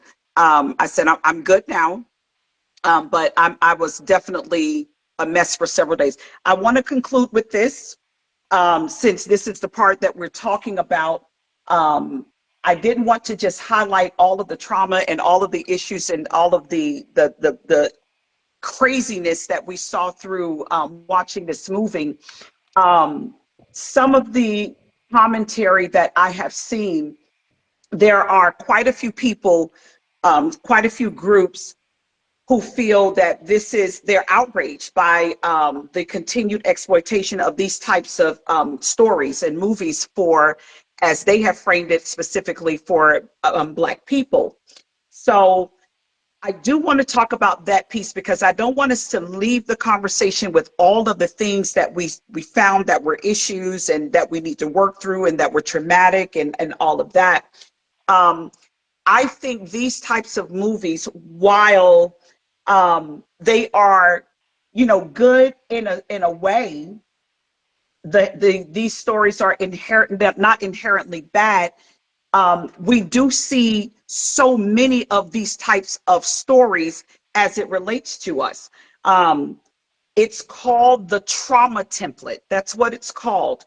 It's a recognizable pattern, right? We've all seen it. We can identify most movies that we see with this trauma template. The poor, struggling Black mother, the dead or dying Black child, the abusive man, the absent father, the broken family, the one white savior or system figure who offers a sliver of hope, right? We've seen this time and time and time again. And the issue that I have is Hollywood has long feasted on the emotional labor of Black bodies. But there's a difference between representation and repetition. And I feel like, although this highlights so many issues, but at the same time, it's the same conversation that we have been having year after year, with no real change or any real challenges for ourselves or to Hollywood, right? So you have films like Straw, Precious, The Blind Side. They all follow this trauma template, highlighting suffering, but rarely honoring healing as the destination. And so when I was putting all of this together, I was telling Wanda, peace, brother. Thank you so much for joining in. And we're wrapping up. We're going to be about 5 more minutes. When Wanda and I was talking about this on yesterday, I said, I don't want to leave it where it is. I want us to land in a different destination. We have got to point ourselves towards healing.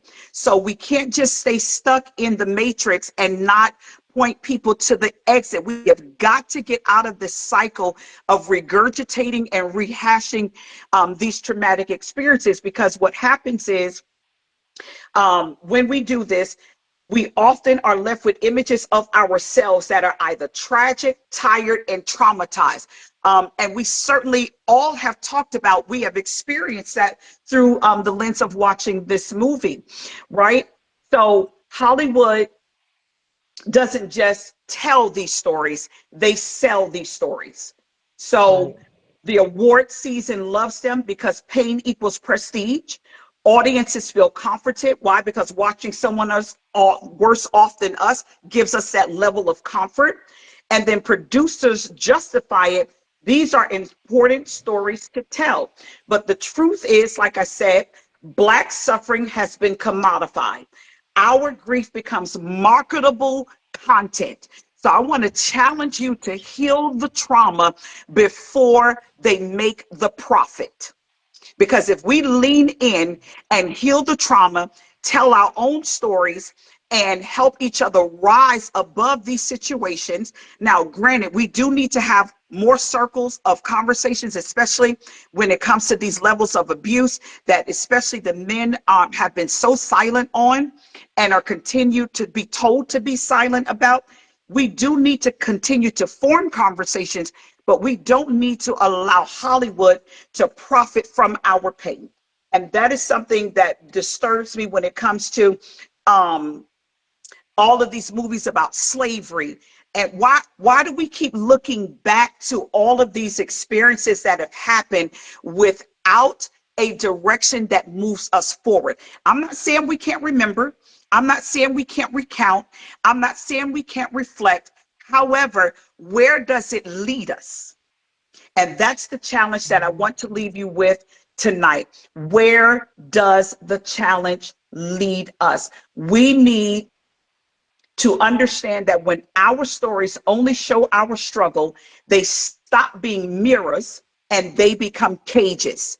And that we love the mirror, we love the reflection, we love the light. But right now, this is also feeling like it puts us back in cages, so to speak. It puts us back where we're more manageable, we're more docile, we're more controllable. And I just want to challenge everybody to break out the cage.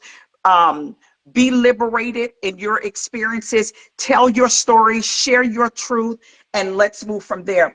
And, one of the questions that I had earlier was, if you were to give a voice to your experiences, if those experiences were holding the mic right now, what would they say? What would they say? Give it voice. So let's keep it all the way real. And let's ask ourselves, who is crafting the lens of these experiences for us? Who decides what parts of our pain are worthy of screen time? Who benefits from the box office success of our trauma? And I know, the actors are being paid and things of that nature, but we also have to think about all of the people who are impacted in watching these stories played out on these big screens, right? So often, to answer those questions, it's not us. And even when it is, like in the example of Tyler Perry, a Black man writing these stories, we still must ask ourselves, are we healing the wounds or are we recycling the injuries? And so I want to leave you with that. Um, Here are 5 things that I want to share with you as I close, because we need more than narratives of survival. We need narratives of wholeness, abundance, and liberation. So here's what we can do. We can reclaim the narrative. We can create sacred spaces for grief that do not exploit. We can disrupt the profit pipeline. We can embody the healing that we need, and we can build beyond the titles. So we are no one's trauma porn. We are the testimony. Tell your story, tell your truth, live your testimony. So tonight we name grief, we call on healing, and we hold each other in the in between. Wanda, did you have any last thoughts before I thank everyone? I would love to do like a continuation, especially on the profit on the pain part. Yes, I wish we could really, kind of go into that and how it affects and bleeds over into real lives. yes, Because truth be told, there's there's thousands of Janayas. They just haven't reached their breaking point or a breaking point. Ooh, So that's so good. Absolutely. I would love to go into a deeper dive with that, because you said a lot on the end Yeah. part with that, and just made me started thinking about that Yeah. there's thousands of Janais out there, and not only Absolutely. Janais, there's thousands of Katie's, Karens, and all, Yes.